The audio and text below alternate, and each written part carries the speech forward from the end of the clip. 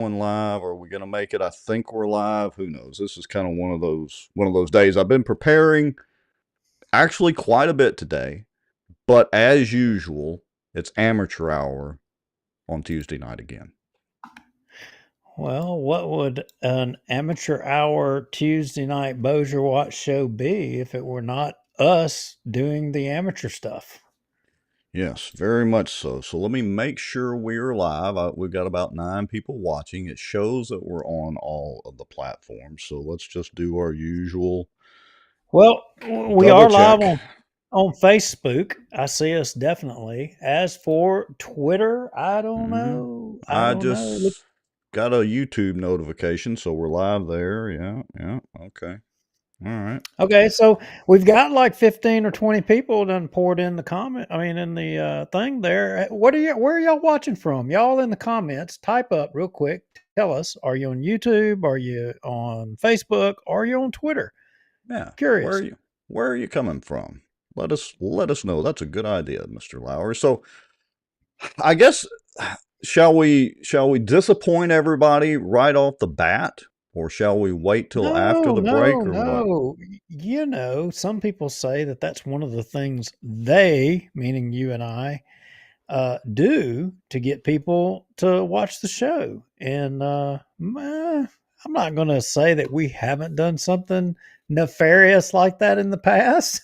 We may Clickbaitish? have just a Yeah. little, but it's never been intentional. No. Oh, okay. Well, we'll save that for I guess when we come back. Let me see. Let me make sure I've got my network optimized and all that kind of good stuff. I guess it's good enough. Anyway, So so I haven't watched any social media today. I haven't been up to speed on anything. I mean, who got offended today, and who's all mad, and what's the latest? well, I've been playing Keyboard Warrior off and on yesterday and today. I drove up to your neck of the woods up there yesterday evening. I skipped the PEC meeting. Shame on me. And drove up to Benton. I made the decision to go to the Benton Town Council meeting, and we've been asked on in the comments. So Andy Modica asked, "Who invited me up there?" Nobody invited me up there. At the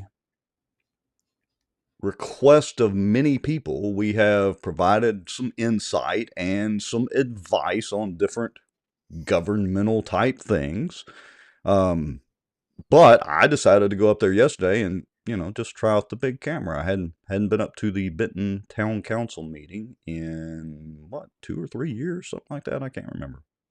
Well, I hear the mayor called you out. Oh, he greeted me. I made about 3 steps in the door, and he greeted me. "Hey, Rex, you haven't been up here in a while." Nah, it's just in the neighborhood. Thought I'd swing by and see what was up, and toting my camera bag in there. Yeah, that wasn't the greeting I was talking about. I was talking about the one on record. But no, that's nice. He greeted you at the door and said hi. It's better than flipping me off when I first walked in. He was cordial. I'll give him that. Yeah, I mean, look, we're just trying to help. That's all. Yeah, we're just trying to shed a little light. I mean, it's like we tell all the government officials, don't do any dumb stuff, and we won't have anything to talk about. We could actually, I think I put a comment up, we could actually have normal lives on a Tuesday night. But oh no.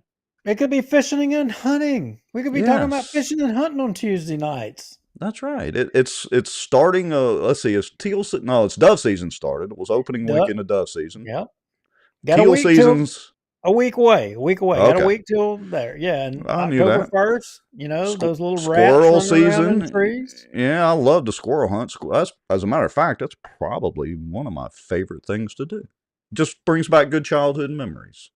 Yeah, you better believe it. I would much rather be reminiscing, telling stories about that kind of stuff than talking about stupid politics and stupid local governments doing stupid stuff. Yes, But if they choose here to we do are. stupid stuff, here we are. We got to talk about it because we said that was what we were going to do. Yeah. It's All not right. personal. Yeah, It's it's not per- nothing personal towards most of the people. There are a few people it's kind of sort of personal with me, but still, it's It's political stuff. Come on. We don't ever attack anybody personally. It's always the stuff that they do or the things that they say. And we just use their, look, it's an inside secret, and it's not really a secret. We just use their own words and actions and reflect it back. And Yeah. everybody else thinks they're stupid. Ann says, love to eat squirrels. Hey, Absolutely. you got to get some Missouri potted squirrel meat. It is off Uh, the chain. I'm going to tell you. yeah, I like some It, squirrel it, mulligan. it's like Spam, but a little wilder. Yeah, I like Cindy's comment. She says, she says, YouTube to listen, Facebook to read the comments. Tonight, Cindy, you will get to read comments about squirrels. Killing God's little creatures. I don't say the whole harvest thing. I'm going to kill some squirrels, kill ducks, kill deer. Now, I generally don't kill too many fish because I'm too lazy to clean them. That's why I bass fish, because catch and release is a wonderful thing. I don't have to clean the sun guns. But that's a whole other conversation. Well, anyway, so what are we going to do? We're going to get straight off into it. We're going to do the break thing. We're going to come back. What are we talking about tonight? I mean, I see you you worked and created some notes and put some things together. You know, we got a couple of messages wanting to know what the hell's going on in Bossier City with this building. Supposedly they're going to spend all this money buying all this daggum building down there off of Benton Road. Yeah, and it Millions? kind of was How off of many? my radar. How many millions? I don't know, lots of millions. I don't even know. Lots of if it's Bossier City, it's lots of millions. Yeah, I mean Bossier's lots of millions, and you were asking me about it, and I was like, I remember something about that. It did. I said, look, I say, hold up, let me make a phone call, and I'll get back to you on it. So we're Yeah. going to talk about that. Um, Okay. I think Viva Voce, that's on the agenda. I mean, Yes. Again, we did a whole show on that, but we're going to yeah, it's talk about it again. big hot topic in Shreveport and Caddo Parish over there. Definitely. Yeah. Yeah. Well, you know how the Attorney General Liz Murrill is. If you're a Democrat and you're uh, not in Bossier Parish, she'll do something about it. But if you're a Republican and you're in Bossier Parish, she just ignores it.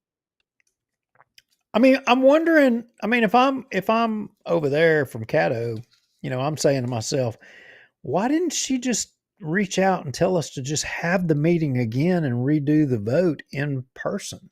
Yeah, I mean, let's see, what meeting was that? Oh, yeah, the Charter Commission meeting. They had to redo one of those because of potential open meetings violations. I mean, there is precedent for. They weren't forced to redo it. I think they were just smart. Richard Gray was trying to cover his little Weasley rear end, and they did the whole redo meeting.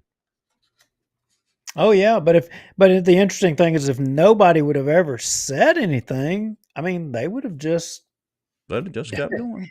You yeah, know, just kept right on going. I don't know what it is with these politicians. I mean, even up in Benton, we'll see here in just a little bit. Well, that's a whole other clown show going on up there. Sorta. We'll talk about it because we got a bunch of meetings. I say we skip the countdown because we've rambled on here about 9 or 10 minutes. I say we just do the quick intro, come right back into it. We'll be back in 30 seconds and let's get into the show. How about that, Mr. Lowry? Oh yeah. And we're going to talk about Ryan Gaddy when we get to the Benton stuff too.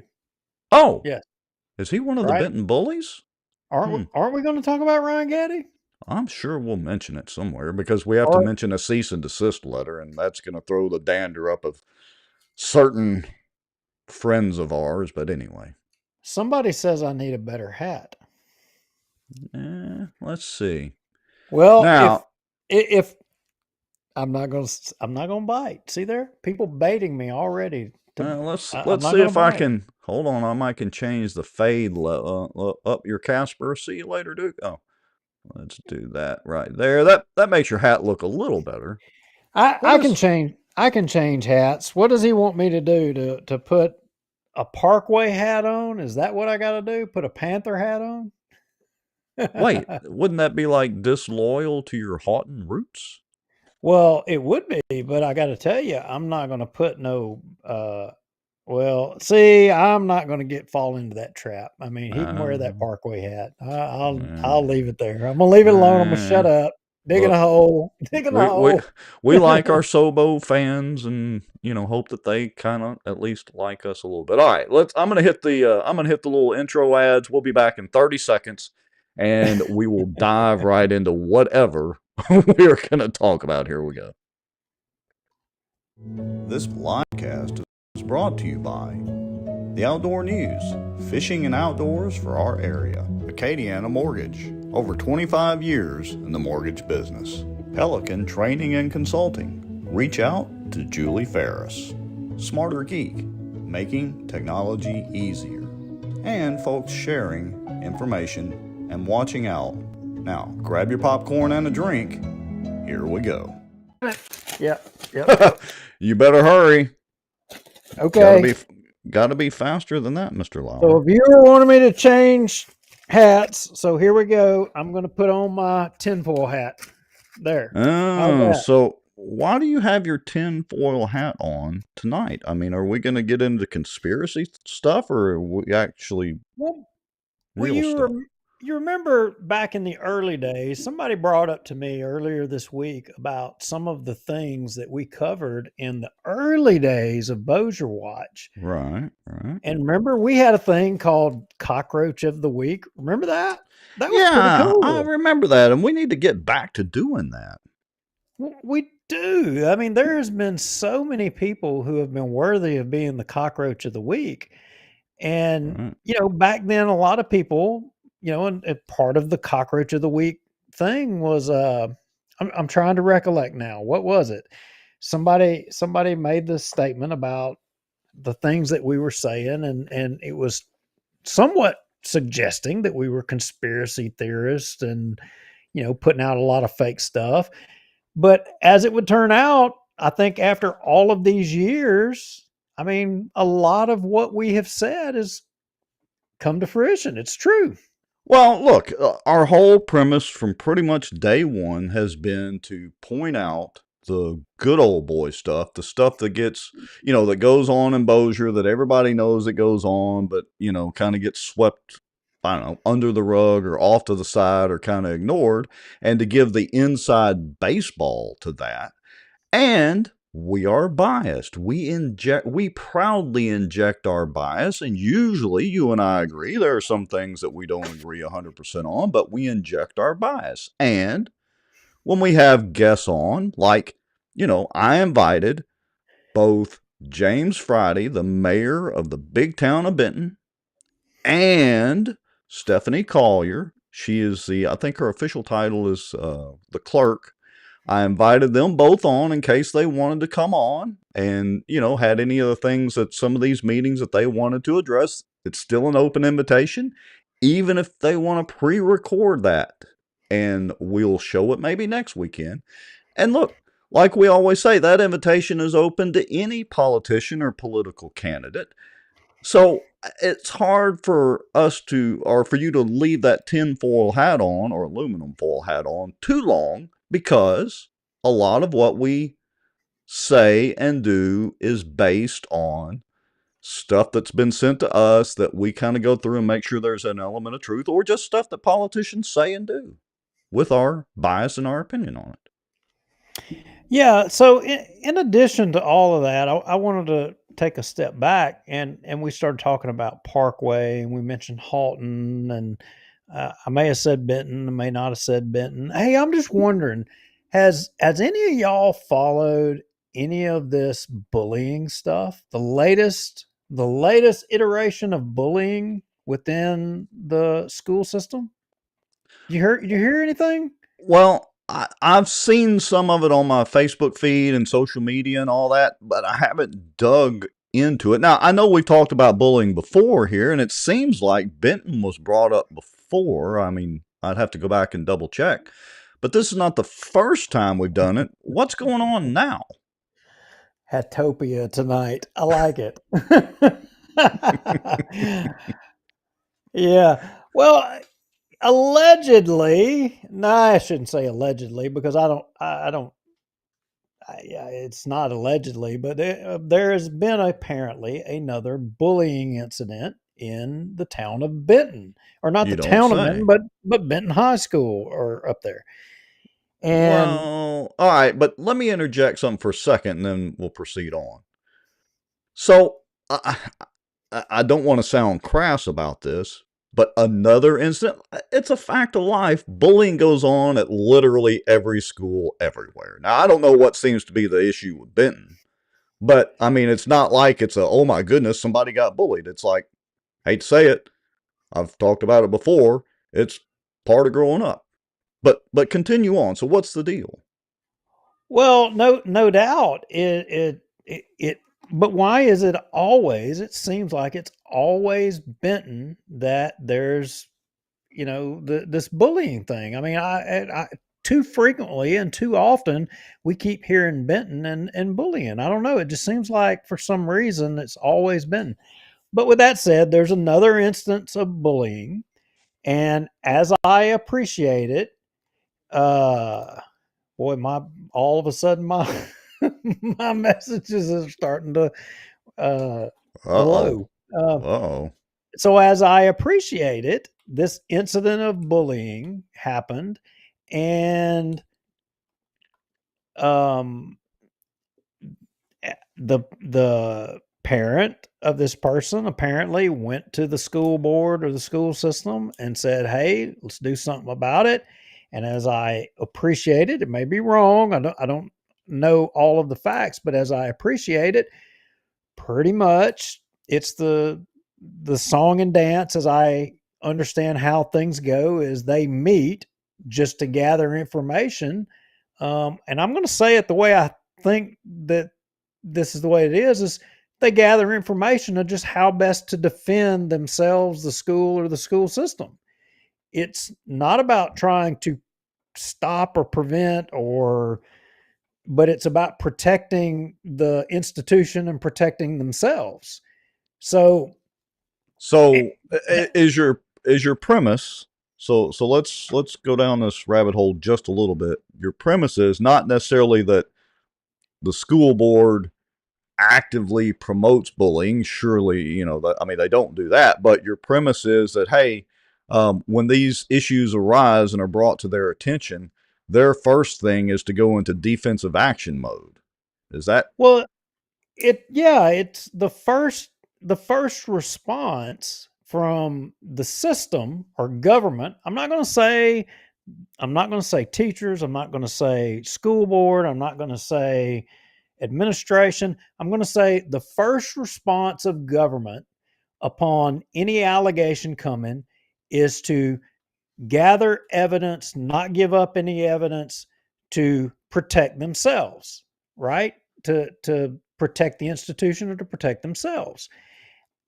That's what the appearance to me seems to be. So if you had a kid and you came to me, and this is my opinion based off what I'm seeing and hearing, if you had a kid that had this instance and you came to me and you asked my opinion, I would tell you, hell no, don't go talk to the school. You need to go talk to a lawyer first Well, all because right. I, Let, I'm let- not I'm not of the opinion you're going to get the right advice from the school system reporting to them anything. all right, It's like they're working against you. I would be remiss if I didn't get on my soapbox about this again. So I'm gonna Okay, back go up in ahead. time, and I've told I think this story before or some version of it We've had the before when we same just debate and yeah dialogue heck we talked multiple about Cedar times. Creek, yeah, Cedar Creek over in Ruston and Yeah. all that ordeal, and so I'll keep it very brief. But look, you know, I was a little bitty smart kid. I mean, I'm not very big now, and I was especially small when I was a kid. I was a smart kid, carried lots of books, advanced classes, all that kind of good stuff. So I lived part of my childhood in Monroe, Haynesville, and then the rest of it in Ruston. When I was in Monroe, I went to Lee Junior High School. I was definitely a minority at Lee Junior High School, although, look, it was a great school, had some great teachers, and all that. And I used to get my, I hate to say it, but plug your ears, everybody. I used to get my ass whipped on a regular basis because I'd be toting all these books going from class to class. And there was one particular kid. I was toting my, these heavy English lit books and geometry books and all this. And he knocked them out of my hand one day and I just snapped. I had enough. And I took my English literature book and I proceeded to beat the hell out of him. And of course, assistant principal, coaches ran out there. We go down to the assistant principal's office. Coach Pruitt was his name. He said, "You boys have two choices. Either A, I call your parents and you go home, or B, you get licks." I said, no, I'm taking the licks. You ain't calling my mom and dad. I'm a straight A student and I am not going home and having to tell them I got suspended from school. That would be a deal breaker for me. And so we proceeded to, I forget what he gave us, I think 5 licks each with a wooden paddle, the whole 9 yards. The point of it is, after that, me and that kid became the best of friends. And I never got messed with again. And literally became friends with his friends. I learned to break dance, all sorts of things. Now, my point is not that every kid is capable of defending themselves and all that sort of thing. And I'm not advocating for violence all the time, but I'll share this again, and I'm probably going to piss some people off in the comments, but oh well. Here's what I taught my 3 boys growing up. You better not ever start a fight picking on somebody, all right? Because then you'll have to deal with me. However, if somebody's picking on you, you damn sure better defend yourself. Or if somebody's getting bullied or picked on and they're not able to defend themselves, you better jump in and I'll have your back every time. School be damned.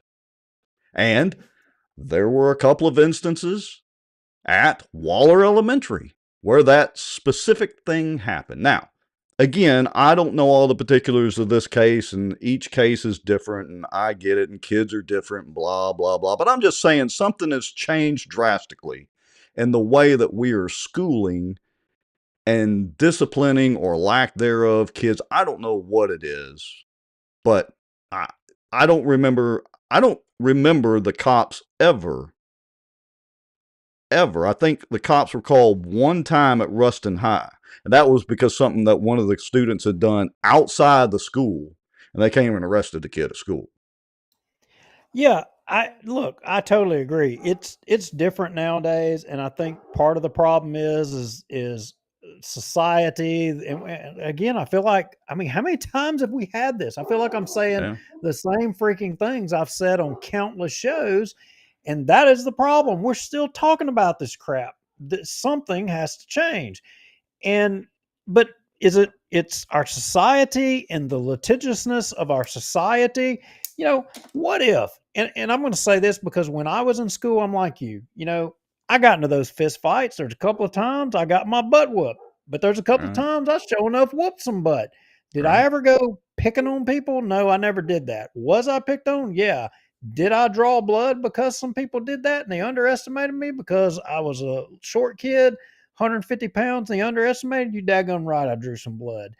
But what I can tell you is back then, some of and I ain't gonna say no names, but some of the teachers, if there was a couple of kids that there was some issue, I mean, I know there were some times that you went out behind the building and the teacher said, you know what, y'all resolve it, Slug it out. Slug it get out. after it, and you got it settled.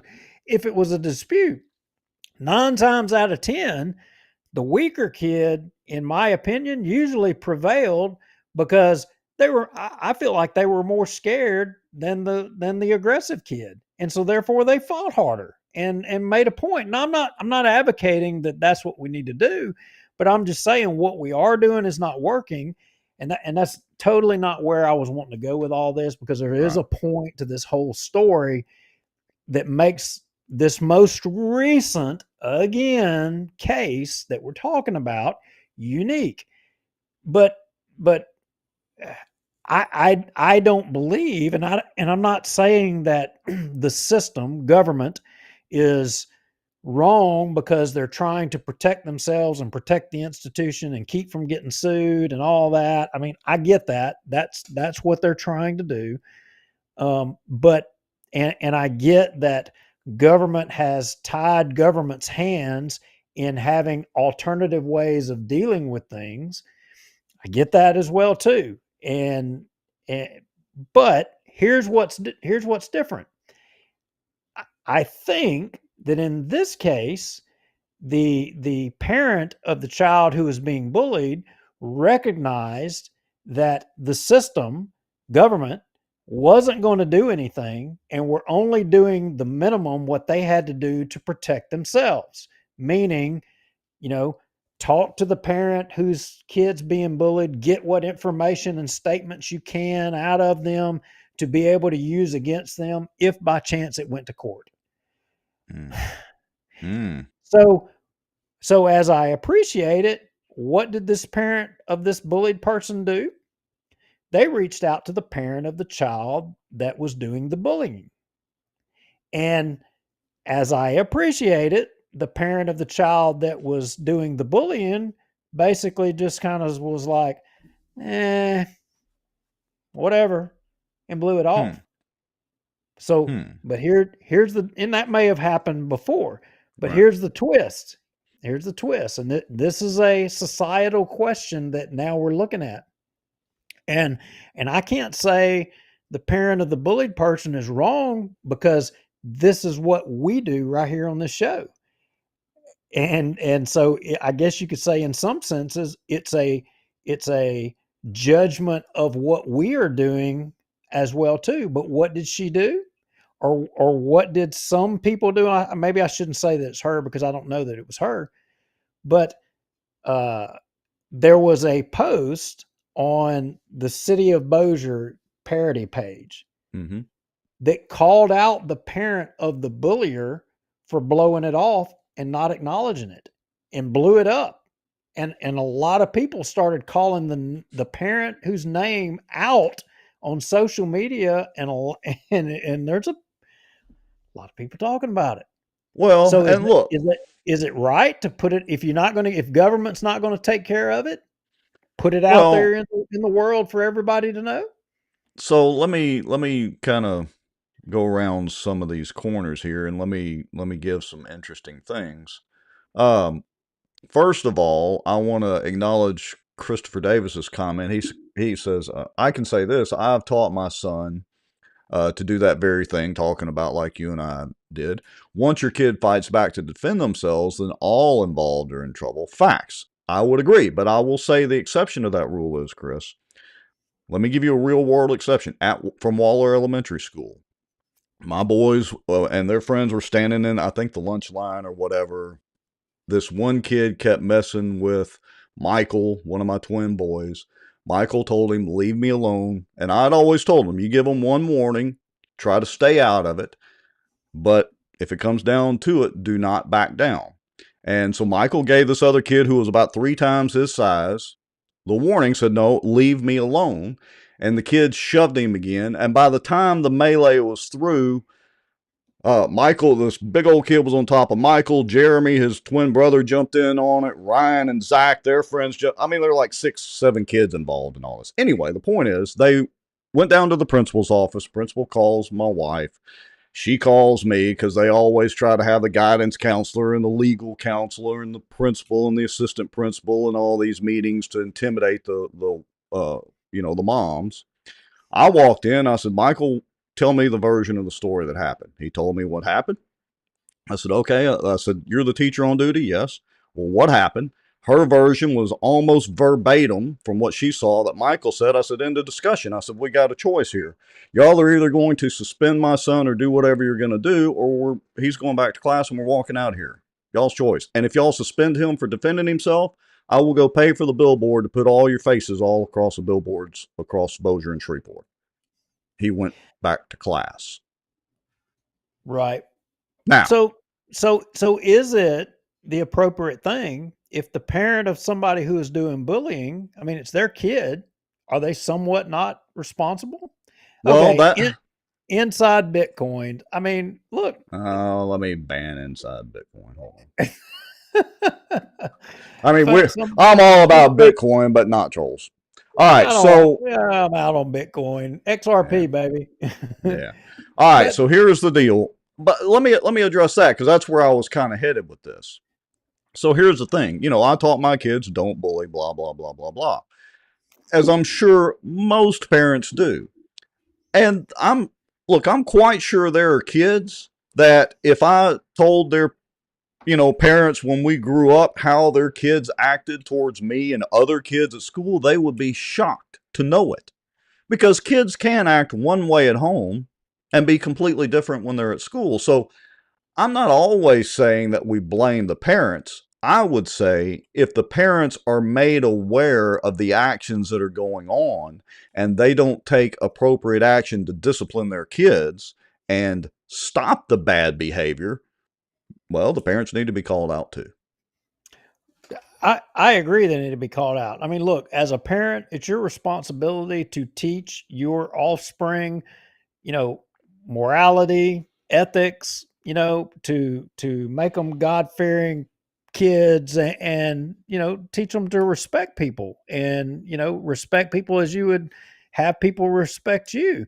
And if a parent fails to do that, I mean, that's on them. And should they be called out in a public way?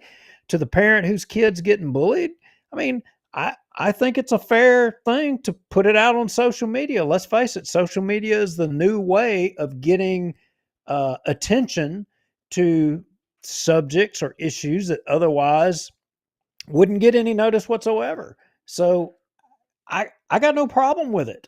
Well, And look, we live in the information age. Look, I've preached this before. I'll try to keep it brief. I mean, I run an iPhone. I like my iPhone, but it's not that I'm married to this phone. I can go buy another one if I need to. All right, it's not this phone. I'm getting dinged too, um, but it's the ability of being able to transmit information to anybody. Everybody has a platform now. You and I have a platform every Tuesday night or whatever night we want to do it. We encourage everybody in the audience or anybody watching. Look, we encourage the politicians. If y'all don't like what we're saying, get your own show. Well, I mean, it's literally, it doesn't cost anything other than your cellular phone and internet access. So we live in the information age, and I would say doing the digital torches and pitchforks unnecessarily or trying to dox somebody is not cool. But if if as we've read or understand is true that the parent did go to this other parent to make them aware, the parent blew them off or whatever, or didn't care or whatever the deal is, call them out. There's TikTok, there's Facebook, there's YouTube, there's, I don't know, Snapchat, I don't know, whatever else. Pick your platform. Go to True yeah, Social. I don't know.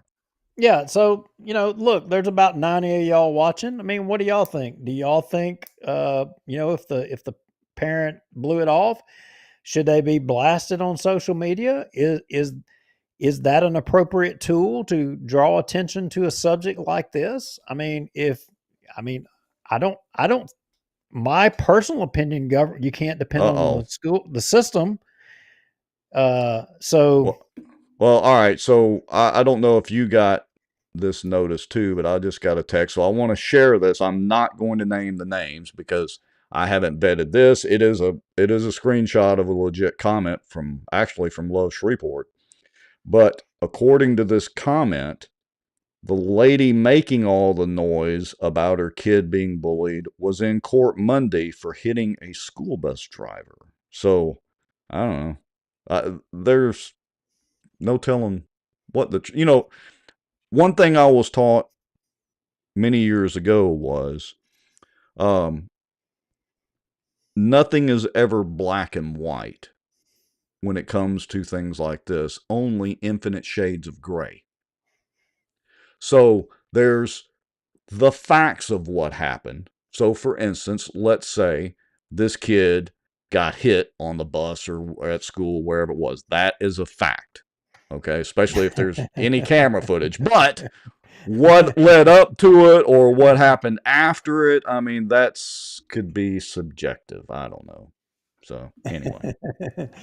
yeah, I don't know either. But if you I mean, I don't know, but I what I do know is that I can see government trying to cover their butts. I can see Yeah, that. That is and plausible to me.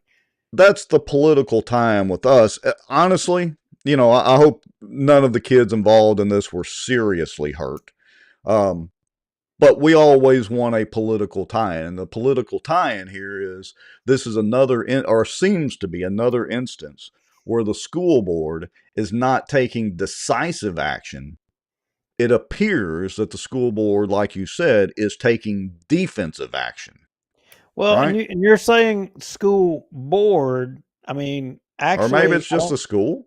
The school administration would be who would be dealing with this. I don't know that the school board technically can just do anything arbitrarily on Well, their are own. we are we bottom up or top down?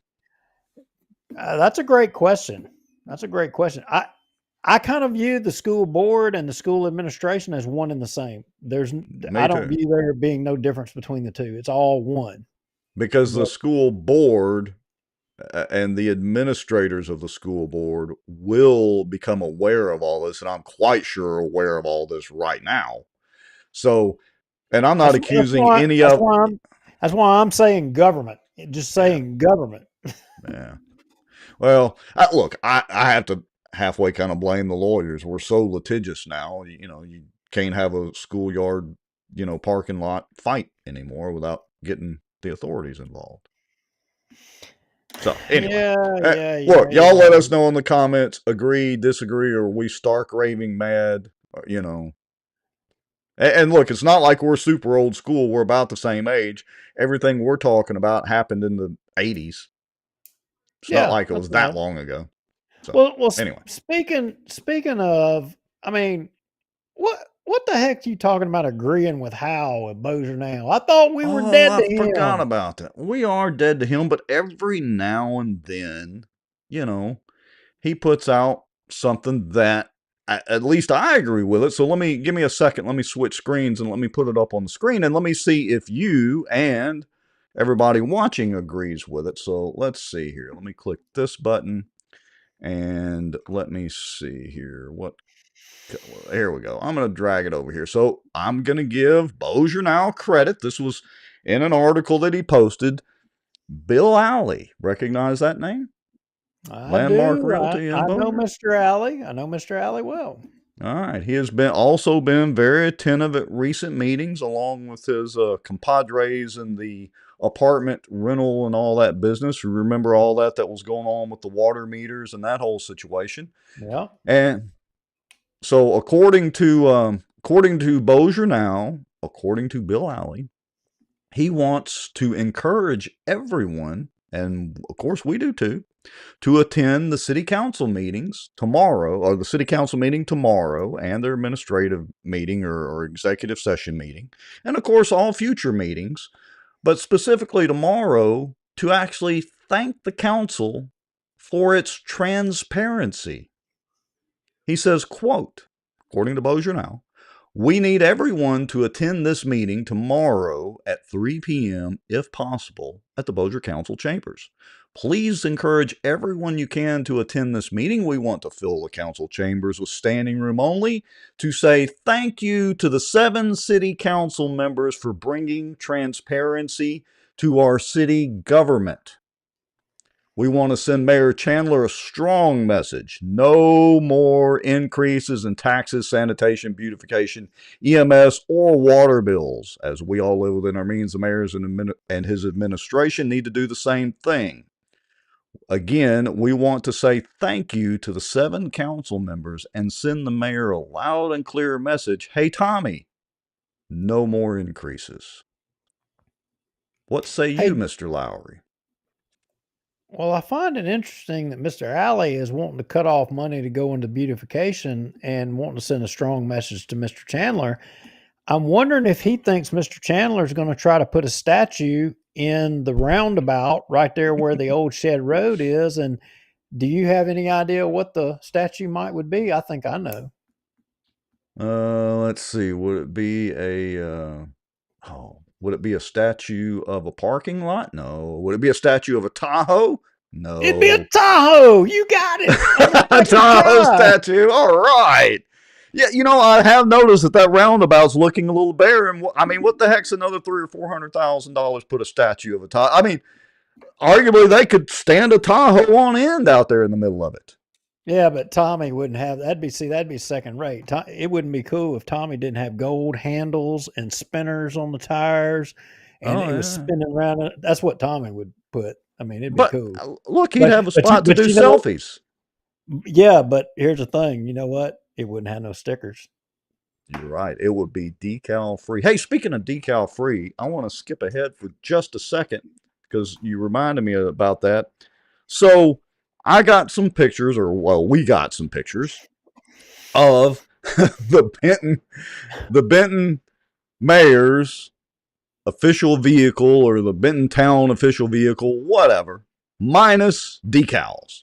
I mean, it Are has you the tell, public are, tags. are you telling me the Benton mayor's got a problem with having stickers on his vehicle too? I guess he and Tommy have been consorting together. I don't know. But yes, apparently. Now, here's the interesting twist. Now, Wait a minute. Wait a minute. You just solved the riddle. I've been scratching my head what the hell's going on here. Why all of a sudden it's Benton front and center? I think I might have figured it out. oh, this sounds interesting. You said that maybe him and Tommy have been sharing notes, Maybe so. Maybe they've been, throwing paper airplanes to each other. but who's telling who? I mean, Well, I don't know. If you go to the Benton town hall meetings, town council meetings, whatever, alderman meetings, uh, let's just say it was interesting. But I don't know. I mean, now, Tommy can't be sharing too many notes because he would be telling Friday, hey, when you're sitting there in a meeting, just don't say nothing. right, right. Well, And it's anyway, the complete opposite in Benton, I assure you that. But I just wanted to bring that up because the thought just occurred to me. But here's a twist to all this. Now, I did not see his vehicle minus the decals myself. Some pictures were shared that was definitely the vehicle. No decals on it. Non-photoshopped pictures. That I do know for a fact. But apparently, by the time the meeting happened yesterday evening at 6:30, it had been vinyled up. oh, well, were they on the fender or were they on the door? Well, I have not seen it yet. I didn't do a drive by and go look for myself. I hadn't seen the pictures of that. Of Okay, course, nobody okay. would send us pictures of the vehicle with the decals being legal. They will, it's the old Well, saying, they want to see the train wreck, not the flower garden. I was just trying to see if they were using the Bossier way. I mean, I wonder if they were the same color as the vehicle. I mean, that would be the Bossier way. So, I wonder how much Friday charges to take selfie pictures with him. Tommy was charging $5 a picture. I wonder what Friday charges. what are you talking about? $5 a picture? I ain't never heard that. Yeah, you didn't know. Remember when we suggested a vinyl decal wrap for Tommy back when we dubbed him Tahoe Tommy? And I suggested that he charge $5 a selfie as a way to make a little extra income on the side. Oh, yeah, yeah, yeah, yeah, yeah. I do remember that Yeah. now. I do remember that. Yeah. So, there's that. But in all seriousness, so I thought it was just interesting. I did not verify all of that information myself, so I will couch that with being allegedly the decals were not there, and allegedly they were by meeting time. By the time that he greeted me when I walked in the door. Well, that's good. That's Yeah. good. That's good. All right, so shall we skip on to finish talking about Benton? Do we want to have our guest on, or how are we going to play this? Well, there's a little bit of problem with the guest thing there. So, Uh-oh. That I, doesn't sound good. yeah, so I'll go ahead and fess up. We're not going to have the guest. Chris kind of tapped out on us. But it's not his fault. He said he was going to come on, and he made the caveat. He said, unless my wife had something planned that I'm not sure about. And he said, which is all possible. And I said, okay, well, I said, I got you down. I said, if something's up, just let me know. Well, after you put out that Mr. Smith is coming on the show, shortly thereafter, he had messaged me and said, hey, I got something. So, So so we paid those Cartoon Factory employees over China overtime to crank out that cool graphic, all for naught. well, we just save it. So the next time that we're going to have him to come on, you can use it again and just put Mr. Smith part two. Ah, But part part due. part two, yeah, yeah. But the reason there was a couple of reasons that we were going to have him on, because there was a couple of issues that you raised to me and you were asking some questions, I was asking some questions, and we were kind of joking about it before the show, and you you said, well, okay, said, so you're going to be the Chris Smith tonight and try to fill his shoes. Hey, that sounds like a good uh idea. yeah, so we can somewhat sort of try that, because I did kind of have a little bit of a conversation with him about a couple of these issues. So I'll do my best to talk about them. All right, well, let's start. So you're going to be Chris Smith, and I'm going to fire off some questions. So, Mr. Smith, how have the first 70 days as council president been? Well, as you can see, miraculously, my good looks have improved exponentially for some unknown reason. I don't know why. Perhaps it's the beard, perhaps it's the hat. I don't know. I can't explain it, but it's been good. Let me do a little show and tell here. This is a flip flop. I didn't wear my hip waders. I wore flip flops to this show. Let's try to not to get that deep into it. Okay. Yeah. Okay. All right. So, to that question, I can't answer. I don't freaking know. But look, here's what I do know. What I do know is there ain't no Viva Voce going on in Bossier anymore. But it seems like they're going to executive session a whole lot, and that's something that's been brought up to people. I mean, look, we've got this circle of people that talk, and they said, why are they sure seems like they're going to executive session a lot. Yeah, that is a good question. So I've got a couple of screenshots I'm going to put up as we're talking about it. First, and we've shared all this out, so I won't drag it on, but when may public bodies have closed executive sessions? They may have closed executive sessions only as provided by statute 42:16, 42:17, 42:18 provide the instances for which a public body may enter into executive session and limit the matters that may be discussed within an executive session. In order to do that, they have to have a 2/3 vote of members present to go into it. So that answers the question of when they can go. But then what are the reasons? Whoops, that's a little large.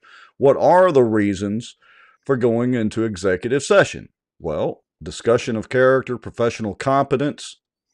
Well, I have so many comments that I could interject for professional competence of certain people. But anyway, or physical or mental, well, and the mental health too, of a person. And then I've got highlighted at the bottom, prospective, this is key, listen carefully, prospective litigation after formal written demand. Now, Duke, refresh my memory. Haven't we heard some legal turkeys before try to assert that they needed to go into executive session because there was the threat of litigation? Am Oh, I oh yeah. crazy? Yeah, oh yeah, no, definitely. You're definitely crazy, for sure. But I do remember at a council meeting, I think it might have been somebody by the last name of Hambone, something like that, that made a request. Was there anything in writing? To which the attorney said, no, no, no, there ain't nothing in writing, nothing in writing. Man, Yeah, I I think okay. so. All right. The other reason would be, or litigation when an open meeting would have a detrimental effect on the bargaining or litigating position of the public body. Now, The two cases are that they have listed are Red Rover and West Marriott's case. If I remember correctly, West Marriott's is pretty much like a First Amendment free speech type lawsuit.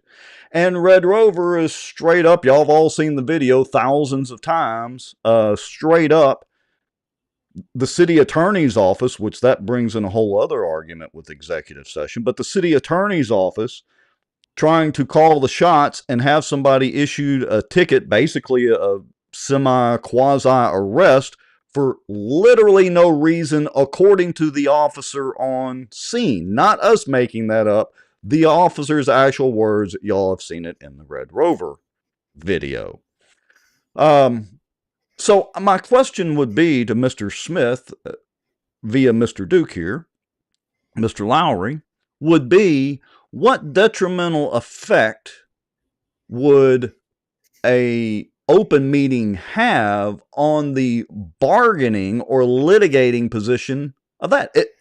In my opinion, the city council is a public body. They should do nothing behind closed doors. I would argue even negotiating with potential businesses, moving into the town, those negotiations should be public. I'll allow the other side of the coin for that, but everything else should be completely open to me.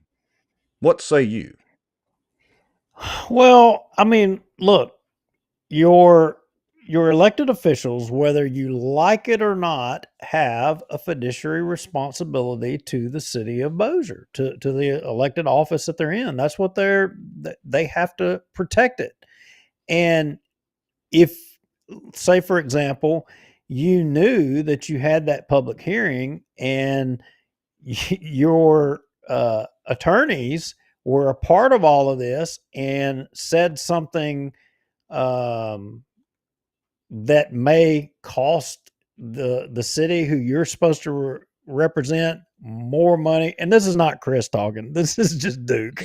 Because I mean, no way in hell I would let them speak in public. You daggum right, I would make it go into executive session. But I don't think that's what's happening here. And again, this is Chris is going to need to come on and going to kind of explain this because he was kind of explaining to me a little bit about it. And I think part of the issue is when you start getting into this having meetings with councilmen and then telling the other councilman about the meeting or whatever. So say for instance, if the council wants to know about a case, right? If they want to know about one of these two cases, um, historically, you know, so many of them would just go over there and they would sit down and have a meeting. And then that contents of that meeting would then get verbally talked to the other councilman and spread however. So what would be the problem with that? Well, a walking quorum. That's exactly right.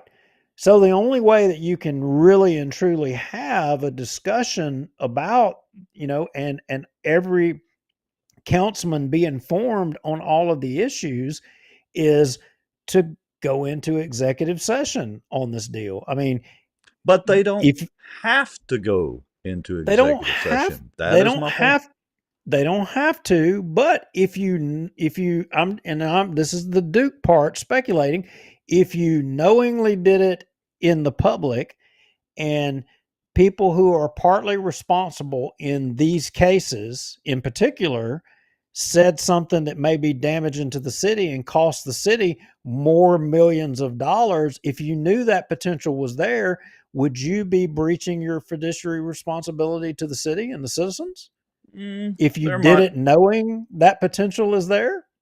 there might be an argument to be made for that. I will concede that particular point, but I still stick to it should all be out in the open. And I want to point out the reason I have this screenshot up again is to reiterate the fact a body is not allowed to close a meeting to discuss the possibility of litigation. Now, I'm not saying that tomorrow's executive session is about the possibility. These are actual ongoing lawsuits. Red Rover and the West Marriott, both separate cases. That is ongoing litigation. But this is referring back to statements we've heard from the legal turkey department before. It may, keyword because words matter, may discuss in closed session current litigation that is ongoing and already filed only if discussion in open meeting would be detrimental to the body's position in litigation. Key words there, and you can refer to Louisiana Revised Statute 42:19 to verify that. Yeah. So, So I will leave the rest of that to Chris when he comes on to kind of talk about that subject matter, and kind of explain, because I'll just leave that one to him. yeah. Um, And look, full disclosure, I only pretend to be a Facebook lawyer. I am not a lawyer. Don't take legal advice from me, blah, blah, blah, all that. But a lot of this is plain reading. So, yeah, it uh, is. just so everybody knows, here's the executive session for tomorrow, which let me scroll. All right, this is at 11 a.m. tomorrow. So you can go to the deal when they go into executive session. They'll leave and go into another room. But the key thing with this is it's Weston Marriott versus City of Bossier. Interestingly, apparently they had this listed wrong. Currently pending in U.S. District Court, Western District of Louisiana. Apparently it's not in that court. Maybe they got the case number right. And then, of course, the Red Rover Group, LLC, versus City of Bossier case as well. But they cannot make any decisions inside that executive session. So they can't vote on anything. They can't vote to take any action except in an open meeting. All right. So, and we see here, this is 42:16, no final or binding action shall be taken during an executive session. Nothing in this section or RS 42:17 shall be construed to require that any meeting be closed to the general or to the public. Read that. Nothing in this section or 42:17 shall be construed to require that any meeting be closed to the public. So, there we go. Oh, Paul Johnson. Yeah. Yeah. Yeah. So, Rex, one of the other things, I don't know if you're done with that or if you want to. For the most part. I had some more questions for Chris, like I was going to. I don't think I'm going to say them on the show because I don't want to give him any heads up. Oh, good grief. I'll just say that highlighted C down there, Chris, is a hint to one of the questions I'm going to ask about. Right.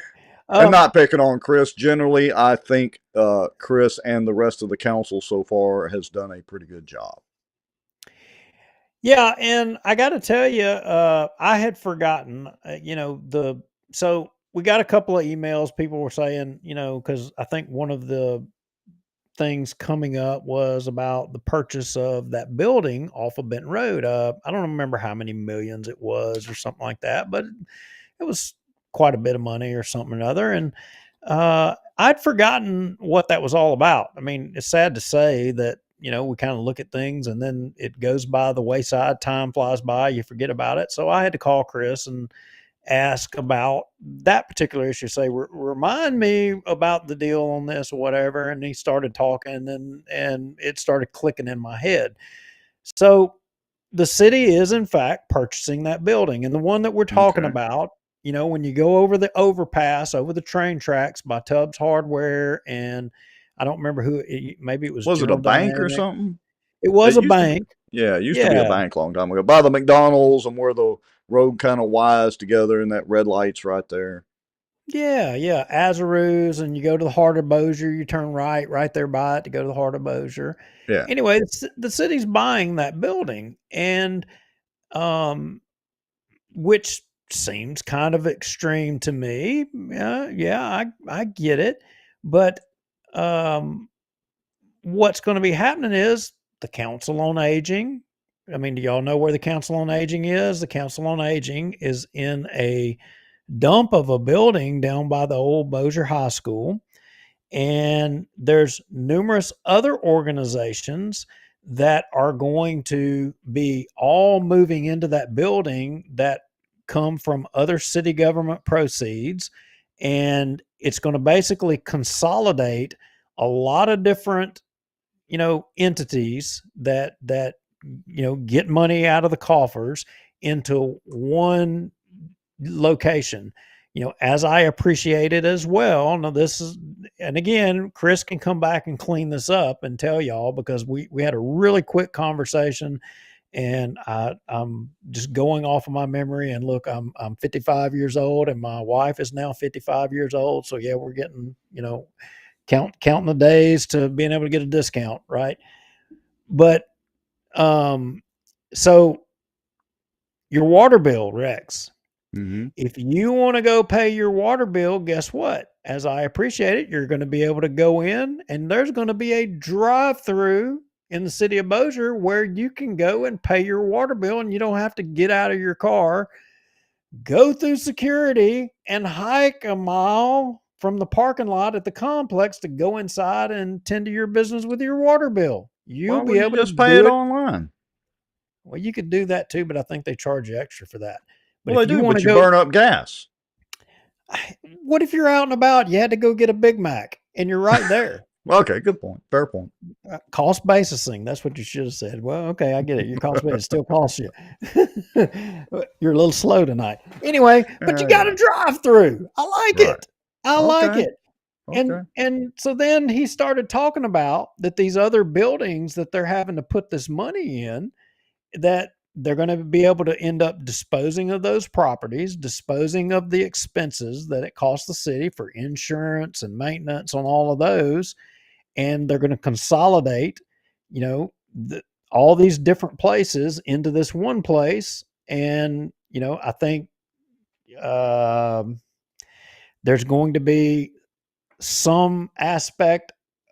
Well, let me back up. And I'm going to say it this way.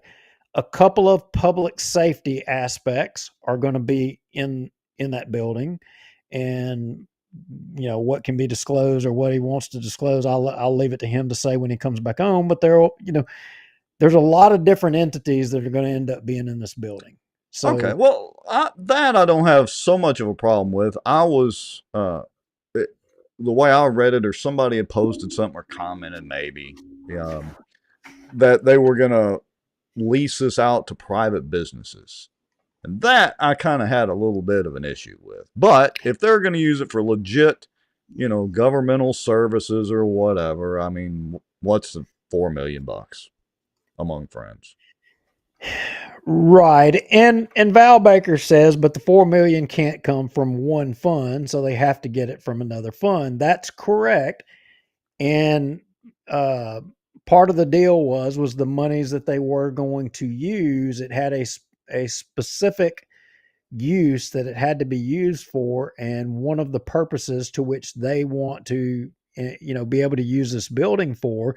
If they do that, they can't use those funds that they originally were going to use, so they're going to have to kind of move money around. But overall, I mean, it's a consolidation and getting Right. rid of other properties.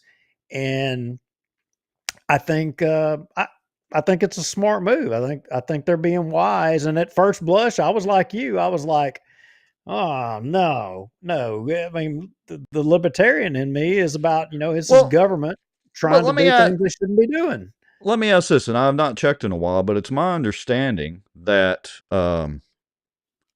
that our uh, that I just got a text message. They should buy the boardwalk. That's We are. Well, no, that ain't right. yeah. I was going to say we already bought it once. I mean, what, we're going to All buy it right, again? so let me pose this question: what's the population growth of Bossier? Do we have I don't. more people now as the population changed? Because I know the population was stagnant, if not maybe slightly declined. We had that argument with the princess a long time ago. But is the population growing and thus we need more buildings? Or because if it's staying the same and everybody's getting along fine, then why we got to spend another $4 million? I don't care where it comes from. Yeah, I don't know. I don't Is know. our city hall falling apart like the police station over in Shreveport? Well, they just upgraded the city council chambers a pretty good bit. Rusty Maddox points out in the comments. But Yeah. I don't think the city hall is Or falling apart. or And it's just they got other people's money being all of our tax dollars sitting there, and so they got to figure out ways to spend it. Is that it? well, look, okay, all right. I'm gonna put that hat on. So I challenge you to go down to the Council on Aging into the building. It's a dump, and I mean, look, there's a lot of people, and the Council on Aging does a lot of good in our community to support, elderly folks and Right. people. Believe it or not, there are elderly folks that don't have family and don't have people to help them out or take care of them. And there's a lot of meals, there's a lot of good things that flow through there, and they do more in the building than you would think that they should be able to do. You would Right. probably lose your mind over it. But I'm just saying that a consolidation, and there's several good programs that we're already putting money, and we're putting a lot of city money into, and we're maintaining substandard structures that, why spend money on all these different places when we can consolidate it into one lump sum and save money at the same time doing so. Okay, I so make sure I'm understanding, and I agree with what you just said. So I'm not trying to argue that point at all. They're going to use this building for more city services, or they're going to use it for the council on aging, or what exactly are they going to use it it for? it's going to be all of the above. It's going to be more city services. They're going to move part of, and again, I'm stretching what I should be saying, Okay. but the ability for you to pay your water bill, there's going to be something to do with people being able to pay. I don't know if it's their taxes or pay their water bills or whatever. That part is going to move over, or it may be an additional place where you can just go through a drive-through to conduct your business with the city of Bossier, rather than having to get out of your car and hike a mile to go inside city hall to do your business. I don't know how they're going to do it, but it's something along those lines. Council on Aging is going to be in there, and there's going to be various other entities and parts of city government are going to be in that building. You know, so there's a consolidation move here, and as I appreciate it, to try to save money and get rid of some of the other assets that are substandard and costing people. All right. So you know what I'm doing right now, right? You going to measure I'm check. square foot and No, stuff like that? I'm measuring the parking lot space there. See if we're going to have any more parking lot shenanigans. Well, unless they need an overpass, I don't think it's going to happen. Don't put it past them. So all right. And to my wife, I mean, look, y'all have got to understand. I only had about a 5 to 10 minute conversation on this question, and I got probably 6 or 7 different things that were going to be put in here, spit at me like in the matter of less than a minute. And I wasn't taking notes. I actually had grease on my hands turning a wrench. So I'm strictly going off of memory of that short conversation. And Chris was supposed to be here because when he started telling me, I said, Chris, I said, look, you need to come on the show and you just need to kind of say that to everybody, tell everybody. And he said, yeah, I agree. I got no problem doing that. And he's like, people need to know. And I was like, yeah, they need to know. I said, because that sounds great. That's the kind Yeah. of thing that people want to hear, that you're being proactive and that you're working to try to streamline, make things easier. And it's not just, you're just trying to spend taxpayer dollars. You're actually trying to save money. Yeah. I yeah, I don't disagree with that premise, but again, I go back to the one question that needs to be answered. Do we already, with the exception of the Council on Aging building, but do we really have that much population growth to justify needing more building space. I just can't get away from that. Well, look, now on that point, I'll go back because I'm sitting here in my mind the whole time I'm talking and you're talking and we're talking about the subject. I'm thinking about the old library. Yeah. Yeah. It's It's vacant, just sitting there. Yeah. And but again, our mutual friend says 4 million for the boardwalk plus is taken off the property tax rolls. I don't know. Boardwalk would be cool. I'm not saying it's the best. It would have plenty of parking too, I hope. Um, Maybe they would try to consolidate with Bass Pro's parking lot. No, they're already joined, so we don't have to worry about that mess. well, look, not according to Chris. This ain't got nothing to do with Chris, but I have it on good authority that there's something coming down there to the boardwalk. Oh, That's did it's Tommy tell you coming. that? It's coming. It's coming. Is it Yeah, more he called. foreplay stuff at Yeah, the? he called me and was, look, you gotta get Rex off my butt. He's like, he's eating me up, and I was like, I can't make Rex do nothing. He's his own man. I was like, Is he going to he put a swingers club down there? I don't know what Because you're if talking so, I about. am not interested. Oh, the yeah. Well, I don't know why the port don't just buy it. The port Yeah, should why I mean, why is the port wanting to build their own entertainment district down by the port and their own hotel with y'all's tax dollars, by the way, when they could just buy this one right here? yeah, Just buy this one and operate this one. There you yeah. go. Port, Interesting. say you could buy it pennies on the dollar. Very interesting. Okay, enough of that. You can take off your Mr. Smith hat. You did a fine job considering you I had don't limited preparation. I don't think I technically had the hat on. I mean, but Yeah, I know.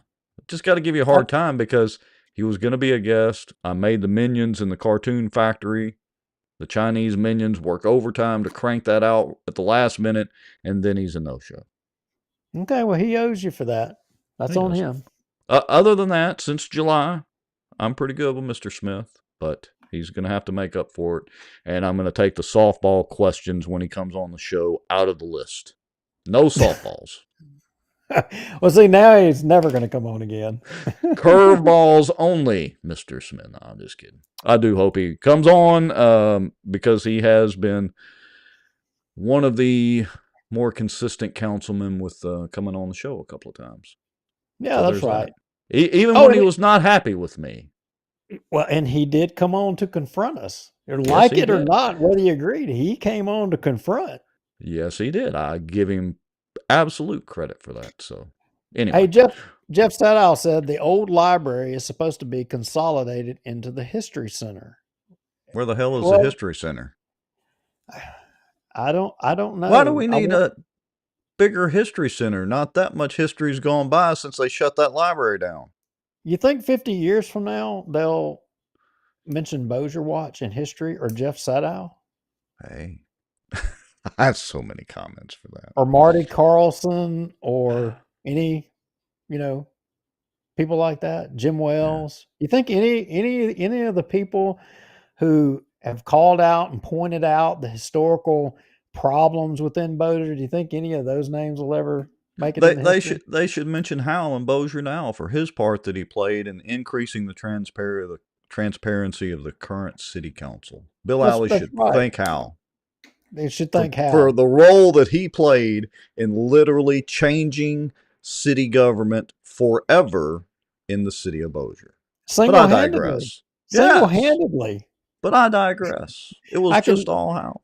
I can see him out there with those term limits petitions right now, just like Sacagawea planting all of that unharvested agricultural corn in Missouri to shortstop Yes. migratory waterfowl of Louisiana. I can see it.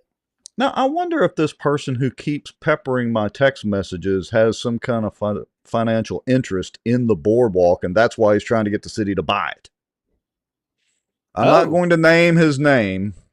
oh, did we touch a nerve? Did we? I don't know if we touched the nerve, but he's peppered me with 3 or 4 text messages about selling the boardwalk to the city.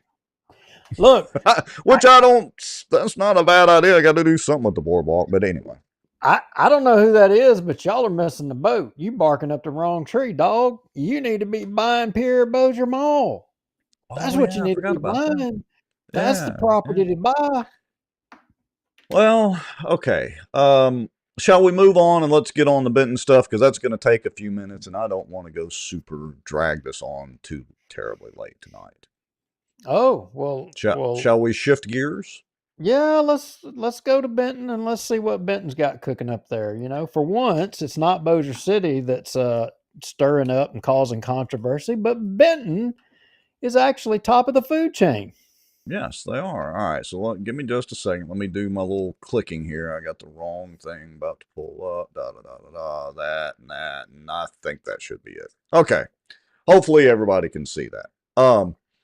So I decided, we've had several people reach out to us about some things going on in Benton that they don't agree with at the meetings and beyond. And look, I'll be honest, some of it is, two cats in a closet type situation.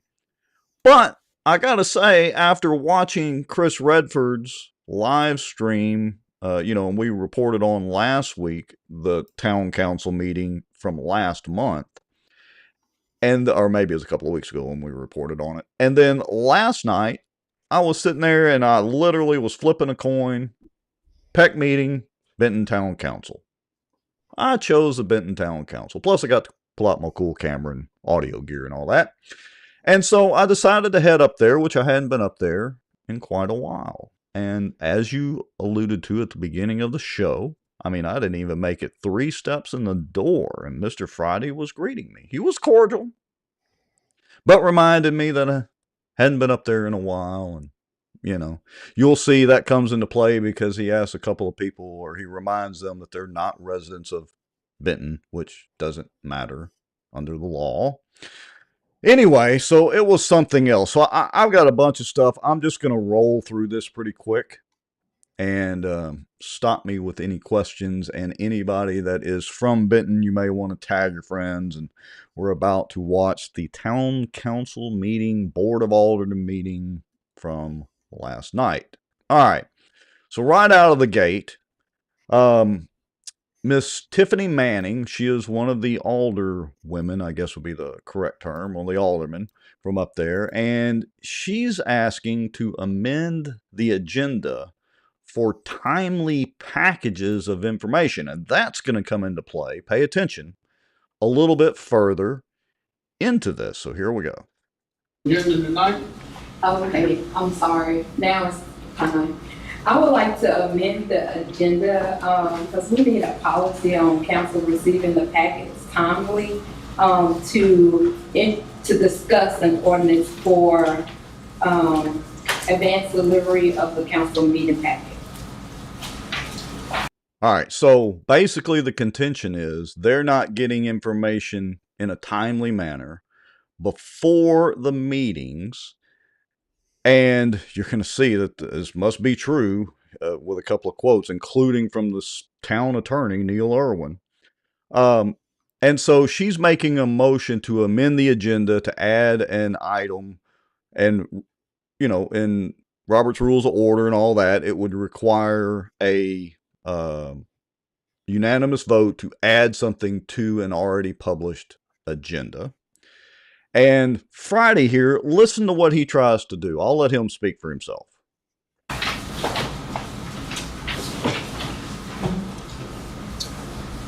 Roll call. Well, was there a second?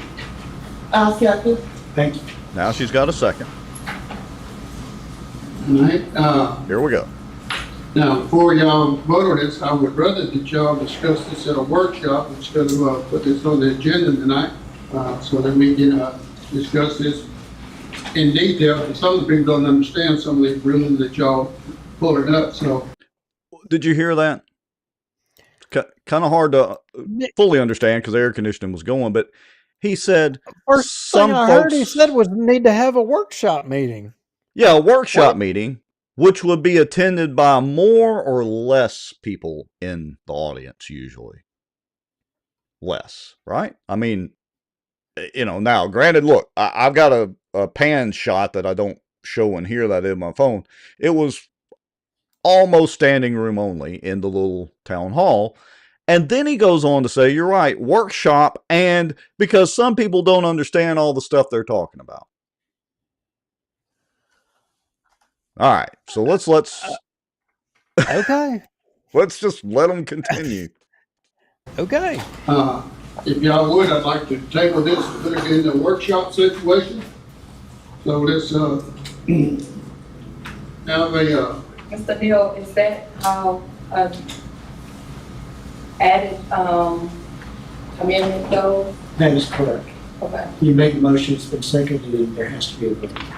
So that's Neil Irwin speaking up. He is correct. There was a motion. There was a second. The mayor said his piece. You said Neil Irwin. I thought he was resigning. I thought he was going away. That's what we heard, but apparently it was either him or a close facsimile. Okay, I guess that was bad information that was conveyed to us. Anyway, okay, I guess so. So he's letting Miss Manning know that, yeah, there was a vote and a second, and basically, Mayor, they got to vote on it or do something with it. All right, here we go. We haven't voted. no, we haven't voted yet. But I'm asking that y'all deny tonight to put it in a workshop. Now, I got to thinking about this. Why would he want to put this in a workshop? Oh, because it might bring up some issues that they've been having with publishing documentation. If they get into a discussion over this, which may turn out to be like last month's council meeting where all kinds of accusations were thrown around. So I mean, I didn't ask him. I'm just surmising that was probably his goal. But here we go. Yes, And roll call vote? we can. We can table it for workshop as the mayor suggested. That's fine. Okay, then we'll fix the vote, so I'll say no. No, if you're are you withdrawing the motion? I'm not, but.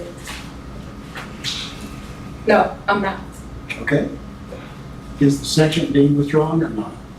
No, All right. So Irwin just confirmed. Was the motion withdrawn? No. Was the second withdrawn? No. I got to tell you, just sitting there, and again, I went in there with nothing really against Friday. I mean, I never had any real words with him or anything like that. But it didn't take but just a couple of minutes till I figured out what was going on. And basically, the mayor up there is used to strong-arming these meetings.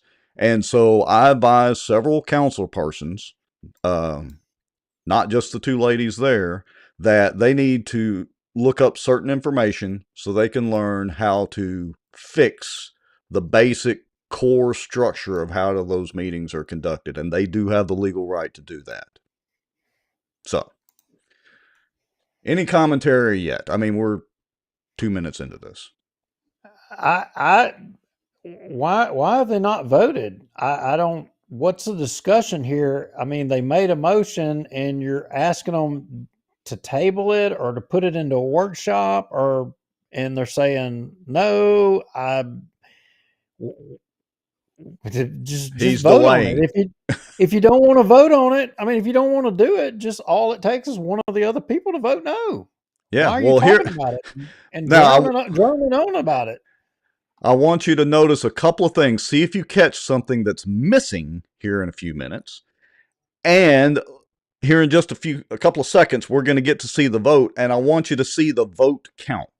All right. Now, remember, it's got to be unanimous to add this to the agenda. That's just adding to the agenda. All right. Here we go. Have a vote? Ms. Carr? Yes. Ms. Manning? Yes. Ms. Branson? Yes. Ms. Perry? Yes. Mr. Lawrence? Yes. Okay. Got added to the agenda. Notice anything How missing about there? that? I guess Maybe I wasn't paying attention. I mean, the mayor was commenting a lot. Did anybody else? Nope. Oh, no public comment. Keep that in mind. We're keeping count. We should do the drinking game for how many times they skip public comment. We wouldn't make it through the rest of the show. I mean, look, I'm not okay. When you get off into these smaller town governments and all. I mean, I'm not going to hold a smaller city government as accountable as I am, say, City of Bossier, City of Shreveport. I mean, I'm going to give them a little bit of grace and a little bit of latitude here. For what? But, well, let me finish. But here's the rub on that. Should it be us pointing this out? Or should it be, what's that attorney sitting there for? Oh, this is going to get much better here in a few minutes. I mean, isn't it the role of the attorney to ensure and make sure that they're doing everything by the book? He's sitting there being paid to make sure that they do. We're not getting paid to point this Right. out. He's Right. there in the heat of the moment and should be pointing out, Mr. Mayor, you need to have public comment that's not right. Well, once the heat turns up a little bit, he does actually start doing that later in the meeting. And I'd also like to point out, we've from time to time had a couple issues with Phyllis, but down here, Phyllis, and I'm not saying this is Stephanie's job or that she has to do this, but Phyllis on the Bossier City Council does a pretty good job of trying to keep that in line as well as the clerk. Yeah, Phyllis definitely jumps up there and says, "I think you need to do this. I think you need to do that," or she because she's the one that's got to make it all on paper, Right. look right and be submitted right. Yep. But there, I don't know. But any right. small, just like plain dealing, the attorney up there in plain dealing, he was always jumping in the middle of all that stuff. Why are they not jumping in right here? That's a good question. All right, here we go. That's to amend the agenda. Yes. And then, So we'll put that, as item number Number 1. 3, no, one of new business, pardon me? one of new business, sorry. Friday's like, wait, we got to talk about this first thing now? Under new business. All right, here we go. And, so the amendment is for what purpose there? What was the motion? Advanced delivery of council meeting packets. All right, so the motion is basically, again, advanced delivery of meeting packets. In other words, and again, it'll be more clear here in just a little bit why this is actually important. It's not just these ladies raising Cain. I mean, they literally have a valid reason for doing this. You'll see when Friday has a Pelosi moment here in a little bit.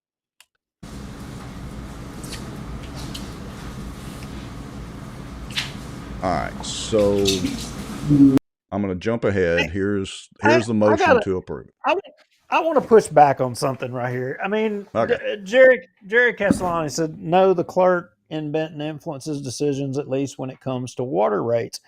I mean, look, I gotta get this water rate thing here. I get it, but I don't get it, because the bottom line is it's a choice before anybody here on the water stuff. The people in Benton made the choice to tie themselves to the city of Bossier on this water rate thing, and the cost that comes in. There's nothing you can do about it. You're tied into Benton unless you want to go producing your own water. So there's not a lot to talk about here. Let me share something that you may not realize. We have the information from the city of Bossier on that. The letter that was sent. Now, I've not had time to analyze it for tonight's show. So I'm not saying it's right, wrong, or indifferent one way or the other. I'm just saying that information was received from City of Bossier, and we do have a copy of it.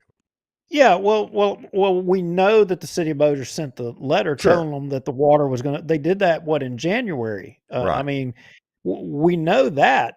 The only way I would find any grievance really in that is if there's a exceptional increase on the citizens of Benton that's just unjustified, and doesn't match what the cost is, because the city of Benton shouldn't be in the business of trying to make money. They should be just passing the expense on, and whatever the expense is, it's justified.